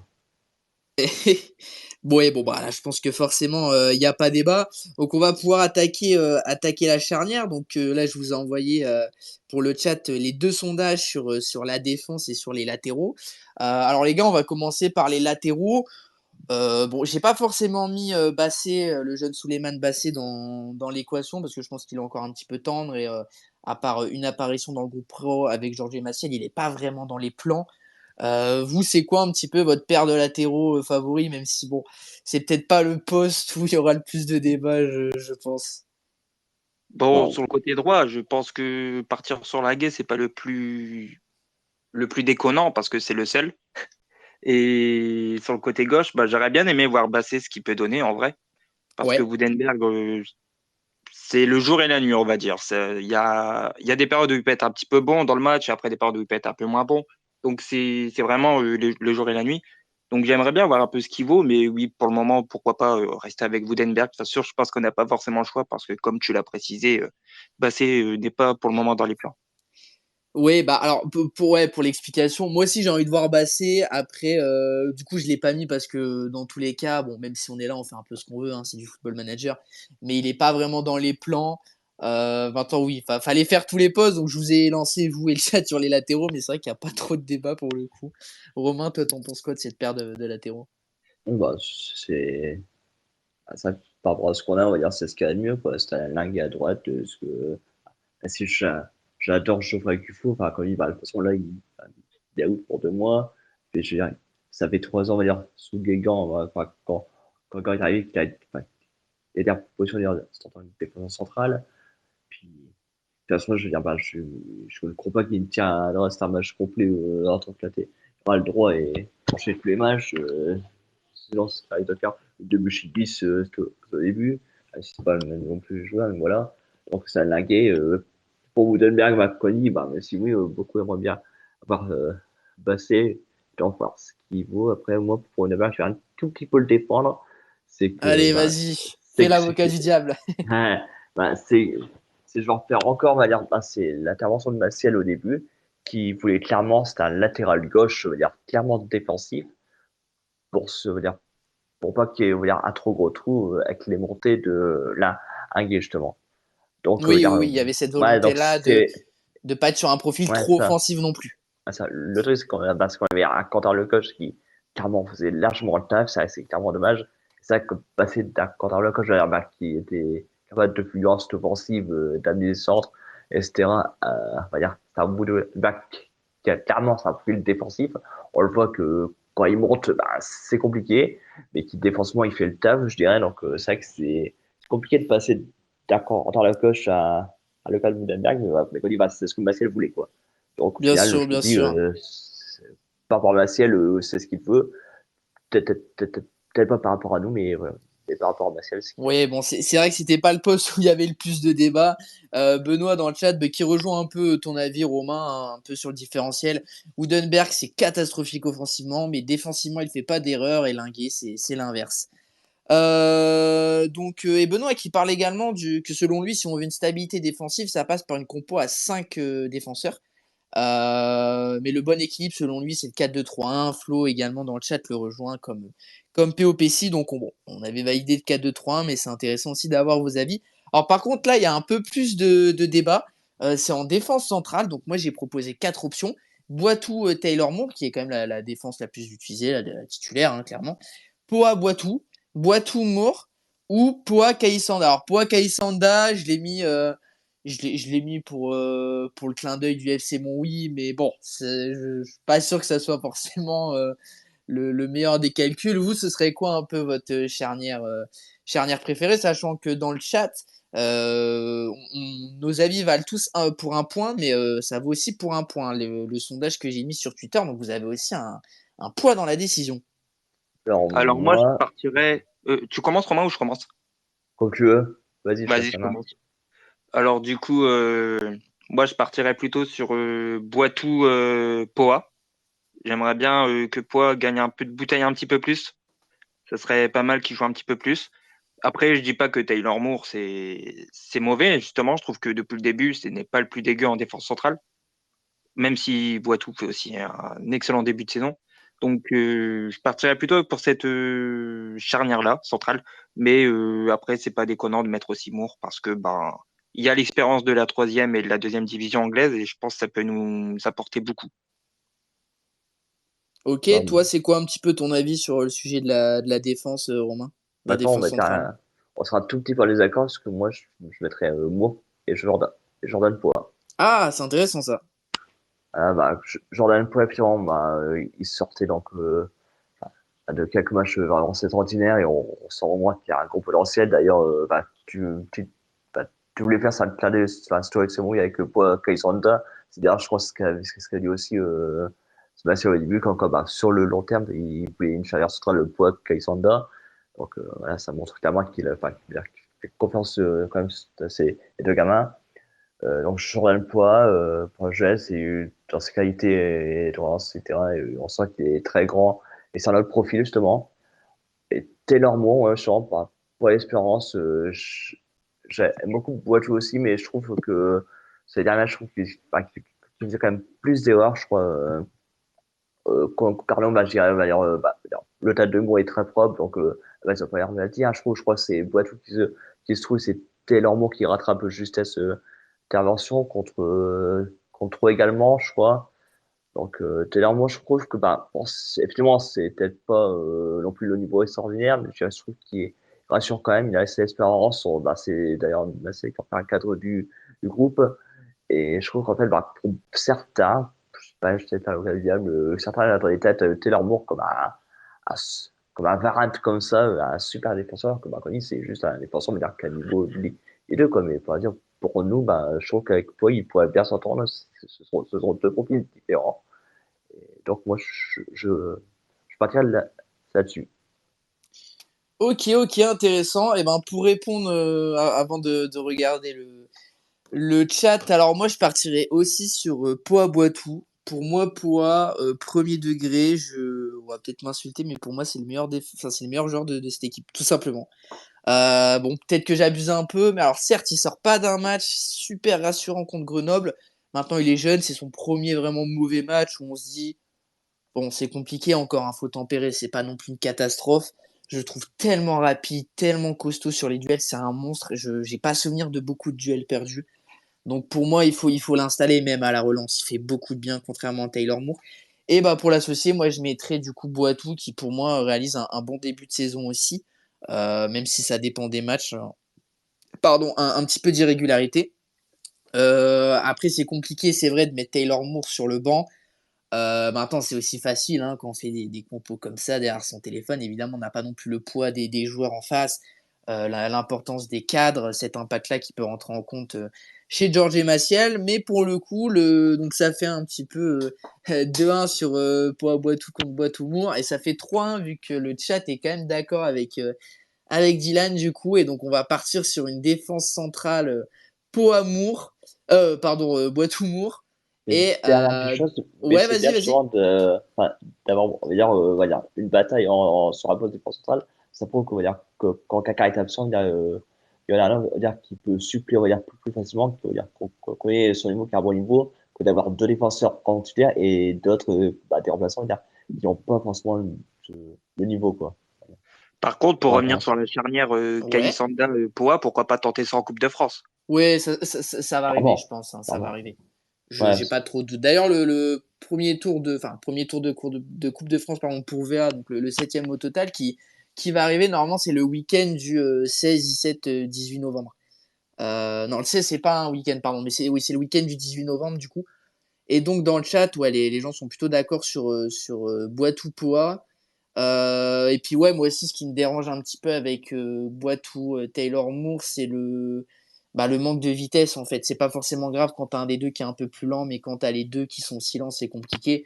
Et CF notamment le but qu'on prend contre 3 où c'est juste Boutoutaou qui fait le repli sur le compte parce que devant tes défenseurs qui sont montés, qui c'est normal vont pas réussir à rattraper les flèches de 3 sur 80 mètres, mais tu sens qu'ils démarrent même pas le repli défensif parce que ça sert à rien quoi.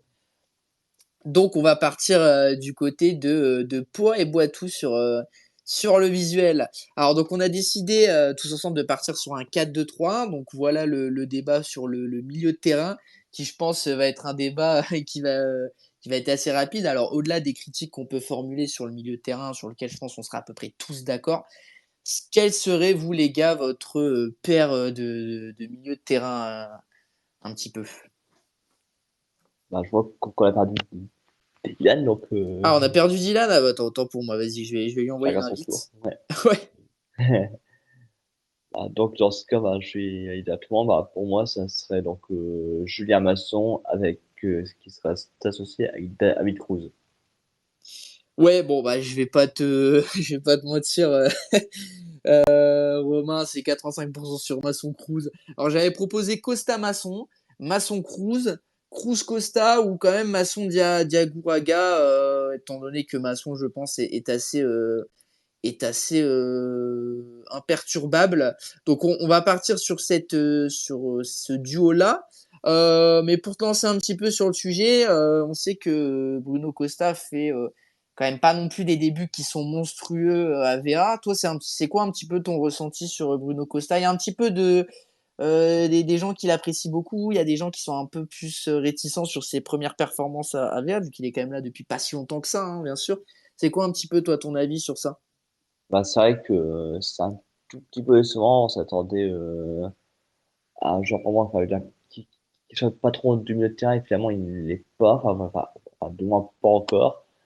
Donc ça c'est un peu décevant. On sent enfin, qu'il a du ballon quelque chose, mais pareil, enfin, c'est-à-dire que c'est peut-être pas le profil pour la Ligue 2, quoi, contrairement à Jamasson, je pense, qui est bah, voilà, le seul, on va dire, vraiment pur 6 capable de ratisser des ballons et d'aller sur gros contact.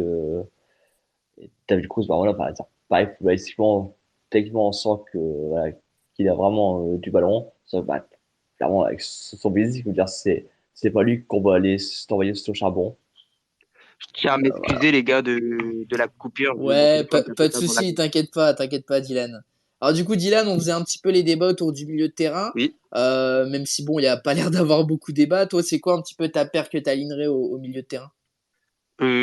Franchement, bah, je partirais soit sur un Masson Bruno Costa ou un Cruz Masson, personnellement.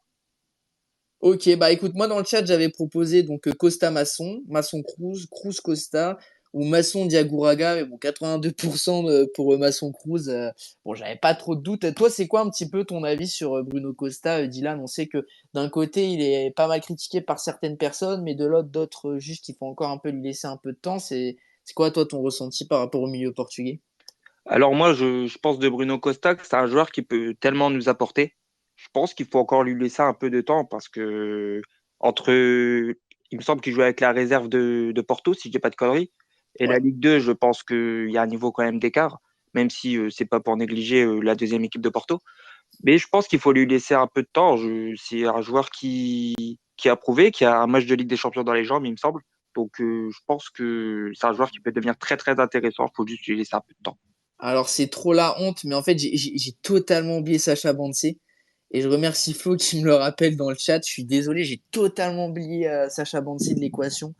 Bon, maintenant, la majorité des gens sont sur Cruz Masson, donc j'aurais tendance à laisser quand même Cruz Masson. Et dans le chat, on nous dit oui, mais Masson est blessé. C'est évidemment en imaginant que tout le monde est à 100%. Alors qu'on accueille Geoffrey dans la radio libre, qui est présent parmi nous. Alors Geoffrey, t'es mute, c'est le petit bouton rouge en bas, en fait, de Bienvenue ton à toi, écran. Geoffrey. Il suffit d'appuyer dessus et puis bah là, Salut tu Geoffrey. pourras parler. Donc si jamais tu veux parler, n'hésite pas, surtout à intervenir. Donc, bah, on va partir sur Masson Cruz au milieu de terrain. Donc voilà, ça s'est fait. Laisser du temps à Costa s'il est lancé. Il peut être tellement bon, nous dit PO Pessi dans le chat. Il avait ses problèmes d'estomac aussi, donc c'est à voir comment ça se passe ensuite. C'est ça, c'est ça. C'est vrai Personnellement, qu'il a eu deux, trois petits soucis. Ouais, Dylan? j'en doute pas que c'est un bon joueur maintenant. Je lui laisse un peu de temps. Moi, j'ai la petite crainte qu'il soit pas forcément formaté pour la Ligue 2. Je pense que c'est un garçon qui a un vrai QI foot. Mais c'est vrai que des fois, dans son positionnement, j'ai l'impression qu'il a du mal à se comprendre avec ses collègues du milieu de terrain. Euh, genre, contre 3, du coup, il collait la ligne tout le temps. Et je comprenais pas du tout pourquoi, alors parce qu'on n'avait vraiment pas besoin de ça. Au contraire, on avait un trop milieu de terrain. Donc je pense qu'il y a encore des petits soucis à ce niveau-là. Flo dans le chat qui me dit Costa est nonchalant et c'est un gros défaut. Après, il a du ballon, mais il est agaçant quand il bouffe le couloir gauche comme un latéral. Ouais, mais c'est exactement ça que je pensais. Des fois, il colle tellement la ligne, j'ai l'impression qu'il va prendre le mégaphone de Maxence et lancer un chant. Vraiment. Mais vraiment, hein, j'ai rien contre le garçon. Hein. En plus, il était malade c'était contre 3, mais c'était tellement caricatural. Il collait la ligne, mais tel un latéral, quoi. Et donc, c'est à la limite à se demander si c'était pas une consigne de Maciel, mais je pense pas pour le coup. Moore très solide, donc pour revenir un peu sur le débat des défenseurs, mais dans la relance, c'est British. En effet, hein, c'est des longues saucisses. On voit un So peu le genre. British. Au milieu, Masson est blessé, donc peut-être Bansé Costa ou Bansé Cruz. À voir si dans l'esprit de Maciel, Bansé est devant Costa. Il l'était sur le dernier match, mais étant donné que Costa revenait de soucis intestinaux, c'est peut-être aussi une explication. Mais je suis pas un grand fan de Sacha Bansé pour l'instant. Moi non plus. Mais Costa Cruz au milieu de terrain, ça me paraît léger. Hein. Ça me paraît très très léger. Donc après, pour repasser au débat un petit peu devant Masson et Cruz, donc évidemment on part sur un 4-2-3-1. Bon, ça paraît évident qu'on mette Aymen en numéro 10, mais j'ai quand même posé la question pour que tous les joueurs soient cités. C'est quoi votre avis? Alors, est-ce qu'on met Aymen en numéro 10 ou est-ce qu'on met peut-être un deuxième 9, un 9,5 autour de l'autre numéro 9 et qui on peut mettre plutôt dans ce cas-là, les gars? Moi, je gardais Men sur 10. Ouais. Pareil, je pense que je garde Aymen en 10. Je pense que c'est vraiment son réel poste et on voit qu'il s'en sort plutôt bien. Il reste sur 2 buts sur les 2 derniers matchs. Donc, même si contre 3, c'est un penalty, bien sûr, mais c'est quand même anecdotique. Et Lille pose sur son côté, on voit bien déjà. Contre 3, c'est lui qui fait la passe qui provoque le penalty derrière. Contre Grenoble, il fait 2 passes décisives, en plus d'être décisives derrière. Donc, franchement, je pars sur un Aymen Boutoutaou et Lille pose sur le côté droit. Maintenant, la question se pose surtout sur le côté gauche. Ouais, bon, bah, moi, évidemment, je vais aller dans votre sens et comme le chat, on va laisser Aymen en numéro 10, mais on va faire un petit débat sur Aymen. Il est pas mal critiqué, pas forcément toujours à certains moments de manière constructive, hein, mais pas que. Et ça m'arrive même de lire des gens, et je respecte totalement l'avis, qui jugent qu'on serait meilleur sans Aymen. Moi, perso, j'ai des petits doutes, même si on n'a pas des stats offensives folles, ça reste factuellement, de facto, ton meilleur buteur et ton meilleur passeur, si je dis pas de bêtises. On en attend beaucoup d'Aymen. Est-ce qu'on en attend peut-être pas trop? Est-ce qu'on le juge pas trop sévèrement par rapport aux autres offensives? Est-ce que peut-être à l'inverse, on le juge pas assez sévèrement? C'est quoi un petit peu votre avis sur Aymen et grosso modo son début de saison? C'est vrai qu'Aymen, c'est vraiment, on sent que c'est le joueur capable de faire la différence. Après, est-ce qu'on en demande beaucoup? Peut-être. C'est vrai que le premier, qu'il est encore jeune, quoi, donc il a encore des choses à apprendre. Mais on sent footballistiquement, voilà, qu'il y a vraiment quelque chose, quoi. Bon, donc, ouais, qu'il est capable de faire des différences. Mais non, il lui manque, on va dire, ouais, de régularité. On sent qu'il est, pas, qu'il est capable de faire 2 grands matchs, ensuite d'en faire 3 où il est totalement c'est à côté, quoi. Après, bon, sans dire qu'il a été mis sur un côté, donc c'était au début de saison, donc c'est pas vraiment ce qu'il préfère. Alors, donc maintenant, sur la durée, vu qu'il est c'était en 10, après, quand Zidane il met le penalty contre 3, enfin, mais ça veut dire que c'est un penalty, mais quand il dit à ce moment du match, il faut encore le mettre, il, il a pris ses responsabilités, tant mieux pour lui. Donc voilà, et puis comme on dit, bah, encore une fois, on dit soit Aymen, on serait bien d'accord, soit, et dans ce cas, on met qui? Ouais, en effet, c'est pas le débat le plus complexe. T'en penses quoi, toi, Dylan? Alors, sur Aymen Boutoutaou, je pense que beaucoup voient un énorme potentiel sur ce joueur. Moi, le premier. C'est un joueur très talentueux. Et je pense que c'est pas demander trop. Je pense que c'est plutôt qu'on est exigeant envers lui parce qu'on voit le potentiel. Et c'est un joueur qui, depuis le début de saison, a fait pas mal de choses. Il a mis un excellent but face à Rodez. Il a délivré 2 passes décisives, si je dis pas de conneries. Et il met 2 buts face à Grenoble et face à Troyes. Ouais, c'est ça, Grenoble les 3. Ouais, c'est Donc, ça, ouais. je pense que c'est un joueur qui si on l'installe en 10, peut faire une excellente saison. Même sur à côté, je l'ai jamais trouvé non plus écœurant. Seul bémol que j'ai, c'est des moments, il tente des dribbles à des moments où il faudrait peut-être plutôt tenter une passe. C'est peut-être la seule chose que je lui reproche. Mais en soi, je trouve que en 10, c'est son meilleur poste et il peut être à son meilleur niveau. Ouais, bah moi je vous rejoins, moi je suis fan totalement d'Aymen. Bon, ça m'empêche pas de dire ça objectivement, mais je sais que c'est souvent un débat qui revient beaucoup sur le Discord des copains de la Ningé. Moi j'ai vraiment lu des gens qui tirent qu'on était meilleur sans lui. Et encore une fois, je respecte cet avis, mais bon, je suis pas d'accord avec. Et oui, je vous rejoins. Après, si on en attend aussi beaucoup plus d'un Aymen que bah, sans vouloir être méchant, d'un Elias Samash ou d'un Boudra, bah, c'est aussi parce qu'il y a un petit peu plus de potentiel là-dedans. Donc, je vous rejoins, tout comme le chat à 90% vous rejoignent. Donc, on va mettre Aymen à la baguette. Dans le chat, on a Flo qui revient un petit peu sur le milieu de terrain et qui me dit j'ai peur que Costa Cruz dans l'impact ce soit porte ouverte dans les duels. Ouais, je suis totalement d'accord. Et Je suis personnellement, d'accord je aussi. préférais Bansé Pareillement. à la place de Costa. Et pourtant, je suis pas un fan absolu pour l'instant de Bansé. Alors, certains rigolent un petit peu du sondage sur Aymen, mais c'était évident qu'on allait mettre Aymen, mais c'était plus par respect pour voilà, proposer vraiment tous les joueurs et proposer ce débat-là. Alors les gars, maintenant sur les côtés, c'est là où on sent quand même qu'on a une équipe qui manque de bancs et de solutions. J'ai une question à vous poser qui, je pense, va être très très rapide. Côté droit, côté gauche, vous mettez qui, les gars? Alors, côté droit, personnellement, je pense que pour le moment, je resterai quand même sur Knockaert, Ouais. personnellement. Mais Lilpo en sortie de banc, c'est nickel. Maintenant, s'il continue sur sa lancée, pourquoi pas le laisser en tant que titulaire? Il prouve que c'est un bon joueur. Je ne vais pas m'enflammer. Il a fait que 2 matchs, on va dire un match en tant que titulaire et un match en sortie de banc. Donc j'ai hâte de le voir un petit peu plus. Mais pour le moment, je resterai quand même sur Knockaert. Et par contre, ce que j'ai peur avec Knockaert, c'est qu'il soit souvent suspendu.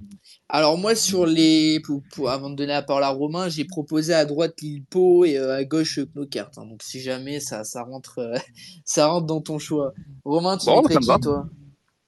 Bah, moi, je mettrais directement donc Lille à droite et effectivement Knockert c'est à gauche. Oh, étonnant. Alors là, bah écoute, je vais faire pareil que toi. Et le chat te suit également, donc on va partir sur Knokert à gauche et Lillepo à droite.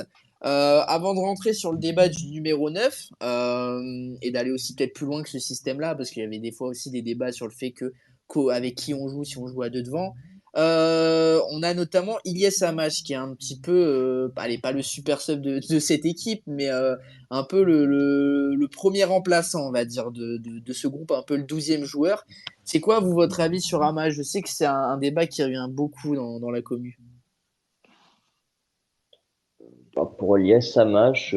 J'avoue, bah, voilà, il fait quand même sur les deuxièmes matchs, on va dire, des entrées correctes. Après, effectivement, bah, on sent qu'il est capable de quelques fulgurances, mais effectivement, enfin, dans la finition, il est pas là, quoi. Je crois que c'est lui qui, à Grenoble, a 2 fois une balle pour faire le break ou prendre l'avantage et il ne met pas. Contre 3 aussi, je crois qu'il a des occasions qu'il ne met pas.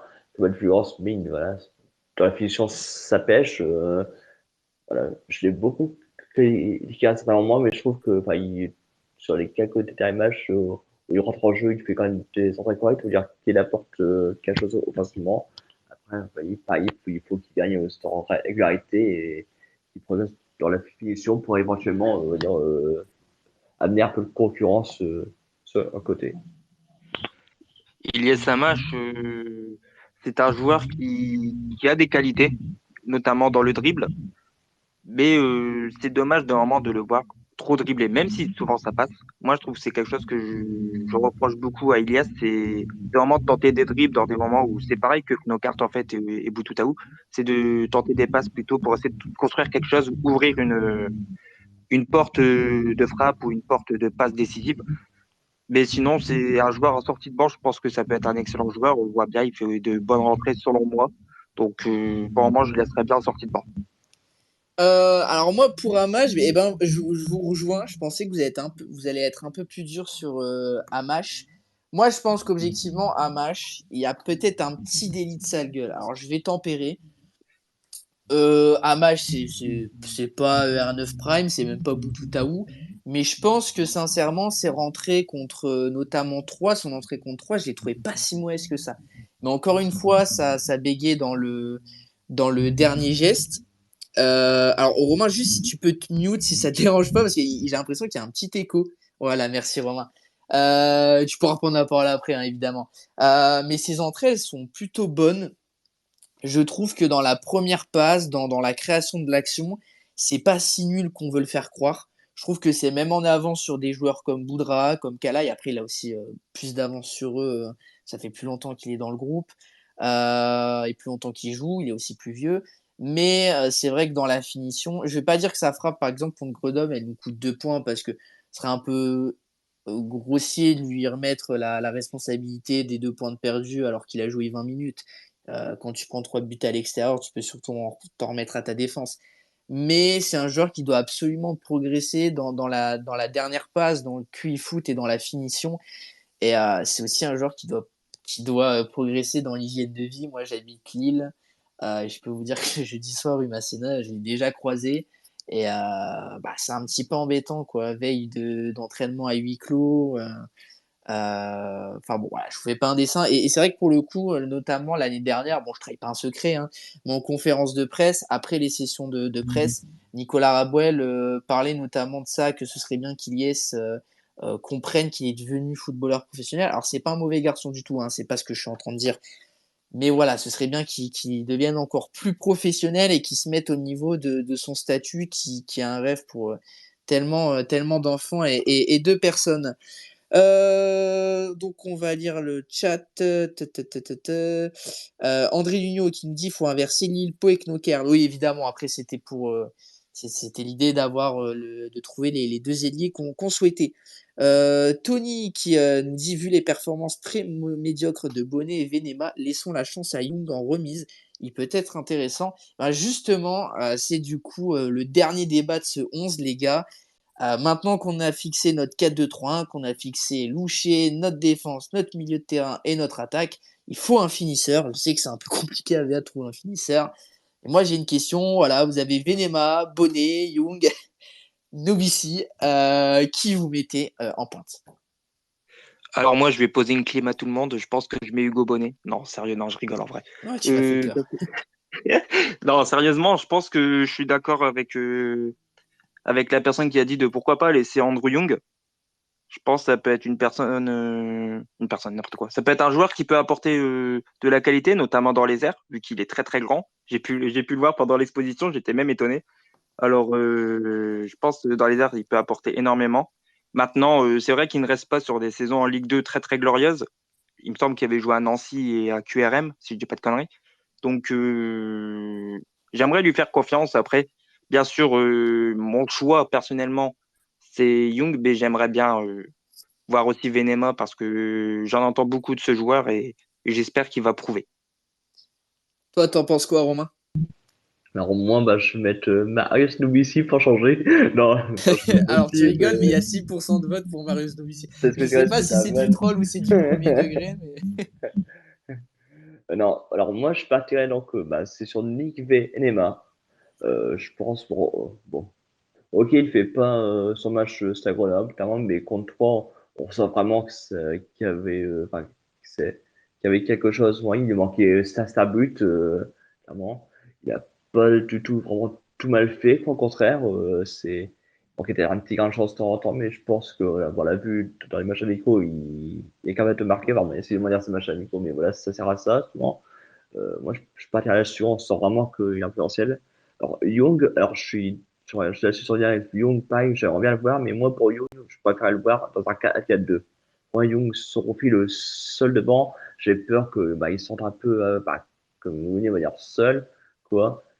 Même si, voilà, qu'il est pour MN pourrait remuer sur lui, mais j'ai peur qu'à par rapport à ce prix, veut dire qu'il joue peut-être plus, on va dire, Scorpio pour redonner à quelqu'un d'autre, et non avoir sa qualité donc de points. Donc pour moi, Lyon, c'est pour le Lavar, je me mettrais plus à quelqu'un qu'à deux pour justement pour servir les mains.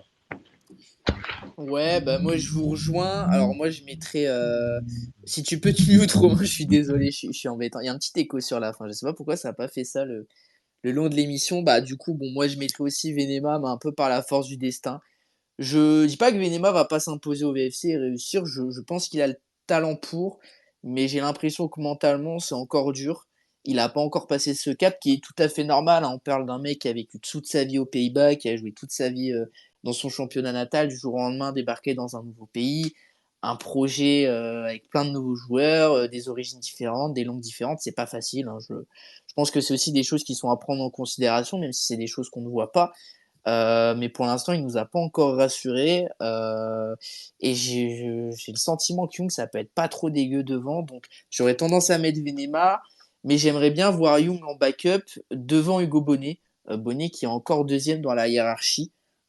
Donc, j'en attends peut-être plus de Young que de Bonnet. Donc, ça m'intrigue encore un petit peu ça. Donc Tony dans le chat, oui, qui selon lui, du coup on l'avait dit, voyait peut-être plutôt Young devant Bonnet. Amash et Boututaou, c'est pas régulier selon POPC. Alors oui, c'est pas assez régulier. Après, il faut pas oublier que ça reste des jeunes joueurs qui jouent à des postes où c'est quand même des profils qui arrivent à maturité à un certain âge, hein. Ils sont encore jeunes et ça reste de la Ligue 2. C'est notamment Lucas Chevalier, j'ai eu une interview qui l'expliquait, qui le disait. La différence Ligue 2 Ligue 1, c'est aussi que quand tu fais des erreurs en Ligue 2, on les voit pas forcément de la même manière. On les pardonne un peu plus. Voilà, faut pas non plus oublier qu'on joue en Ligue 2. Et du coup, réflexion très intéressante. Kalaï est plus vieux qu'Amash et Boudra, qui sont eux des 2003. Merci à Florent dans le chat qui me fait la remarque. En effet, je vais pas dire que je m'étais trompé, je savais même pas pour le coup. Donc, merci pour ça. Amash, on nous dit, n'a pas passé le cap. Il a des qualités techniques, des qualités de vitesse qu'il doit mettre au service du collectif. En neuf, Venema est le plus convaincant, même si nous sommes loin des Motiba, des Dacosta, des Garbage. C'est sûr que ça reste aussi Venema un petit peu par la force des choses. Parlons français, il y a un jeune du centre qui a 11 buts en 4 matchs. Il faut le voir, ça se trouve, il met à l'amende tous les autres. En effet, faut pas oublier qu'on a de très bons profils sur le banc. Il y a aussi Diallo qui est plutôt pas mal, enfin sur le banc côté réserve. Maintenant à voir parce que ça va commencer aussi à un peu faire embouteillage devant et je m'en remets pas qu'il y ait toujours 6%, 5% maintenant de vote pour Marius Noubissi. C'est totalement du troll, vous respectez rien. C'est ça. Non, je vous Famille qui taquine. est dans le chat et qui vote. Flo dans le chat, Young profil à la Guillaume, c'est vrai, c'est vrai. D'accord avec Romain, sans doute utile, pardon, en remise avec un œuf autour. Moi, c'était un petit peu ma volonté de base. C'était Young en œuf, un peu point de fixation, avec Venema qui lui tourne autour. Maintenant, bon, je pense que l'attaque trouvée par Maciel, et ça ne s'invente pas, il n'est pas coach pour rien, je ne suis pas tutos pour rien. Je pense qu'elle est quand même plus cohérente du coup que ça. Geoffrey dans le chat, je confirme, Young très très très très grand, surtout dans son pantalon survêt violet, il a de très grandes jambes. Merci de la précision, Geoffrey. Donc le chat est assez unanime tout comme nous, on va partir du coup sur Vénément en pointe, à noter la petite percée de Young dans le sondage. Et donc voici officiellement le 11 du UFC, donc épinglé dans le space Twitter. Et pour nos amis podcasteurs, donc on va le refaire, hein, c'est un système en 4-2-3-1. On part du principe que tous les joueurs sont à 100%, hein, c'est un 11 assez global. Jean Louché dans les buts en défense centrale, Poa Boitou, Linguet Woodenberg sur les côtés, mais à voir quand même Bassé dans un futur proche ce que ça peut donner pour concurrencer C'est ça. celui qu'on surnomme gentiment l'Hollandais volant. Masson Cruz au milieu de terrain, Boututawa à la baguette en 10. Knokert et Lilpo sur les côtés et Venema devant. Alors évidemment, on n'a pas fait le banc qui est peut-être aussi un peu moins glorieux que l'équipe et qui dépend évidemment des blessures. Donc voilà les gars, quelque chose peut-être à rajouter sur cette équipe, sur cette dynamique-là? Non, je pense pas. Je pense que c'est le meilleur 11 qu'on peut faire pour le moment. Ouais, Juste Maintenant, totalement, ouais. rajouter un truc, donc on parlait notamment d'Amash, quand ce sont des 2003, j'ai entendu, je me dis, donc ça fait qu'ils ont 20 ans, mais si on sait que dans le foot, ça sont sur, enfin, dans mon jeu, mais je me dis, Amash, c'est comme, je pense que ça, il entame quand même ça, Ouais, c'est sa deuxième, troisième saison Ouais, deux chez et nous. demi, ouais. Deux et demi. Ouais, ça, donc je dis, est-ce qu'il n'aurait pas encore une fois été lancé un peu trop tôt par un certain président dont je ne serai pas non, parce que justement, l'effectif de Sambouilly à Tabaret était tellement fort que voilà, il fallait Wow. tenter un truc. Donc, Ah ouais, est-ce le qu'il n'aurait sang pas été bouillant de tabaret, je lancé m'attendais pas. un peu tôt un match et c'est le job qui fait qu'on attend tellement de lui, parce que c'est vrai qu'on dit, il n'a que 20 ans, quoi. Alors, du coup, pour lire un petit peu le chat, oui, pardon, j'ai dit Diallo, mais j'ai totalement confondu avec Diouf. Pardon pour l'idée de faire évoluer un autre joueur en pointe. POPC, du coup, qui me le rappelle et qui en parle. Il y a notamment Diouf qui enchaîne triplé sur triplé avec la réserve. Flo dans le chat qui me dit le jeune du centre n'est pas prêt pour la Ligue 2, je pense.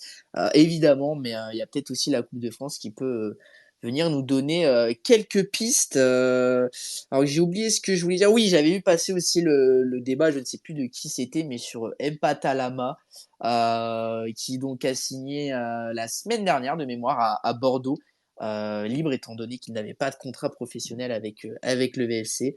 On en reparlera peut-être dans le futur, dans une prochaine émission, parce qu'on va se quitter dans quelques minutes. Mais en effet, c'est une petite déception, ça. JDD dans le chat qui nous dit: Je rêve de Serif Ngaha, qui est un latéral gauche du PSG. En effet, il y aura peut-être au mercato hivernal des petites bonnes opportunités, des petits prêts à se faire. Voilà, les gars, est-ce que vous avez peut-être quelque chose à rajouter du coup avant qu'on se quitte sur cette radio libre? Bon, non. Non, c'est tout pour moi. Je pense que on a pu aborder les sujets avec beaucoup de brio et puis c'était un honneur pour moi de passer à la radio libre ce soir. Eh ben, je te remercie. Je remercie aussi Romain qui a peut-être que tu as quelque chose à rajouter, Romain. Non, du tout, à part te remercier encore une fois voilà, pour laisser la parole à tous. Puis encore une fois, bah, merci à tout le monde de nous avoir écoutés. Puis bah, merci encore une fois à ceux qui ont posé pour l'exploit qui l'a fait, quoi. Eh ben, Merci à tous ceux qui étaient présents. ouais, c'était un grand plaisir de vous accueillir. Ben, je vous remercie du coup d'avoir été présent ici. Je remercie également Maxence qui a été avec nous tout à l'heure. Et puis je remercie du coup le chat aussi qui est présent. Bah, du coup, moi, les amis, je vous remercie. Et puis, je vous souhaite une bonne fin de soirée. Et puis, l'actualité du VFC ne s'arrête jamais sur Team VFC. Bye bye tout le monde. Au Bonne revoir tout le monde, soirée, bonne soirée à tous. bonne soirée, les gars.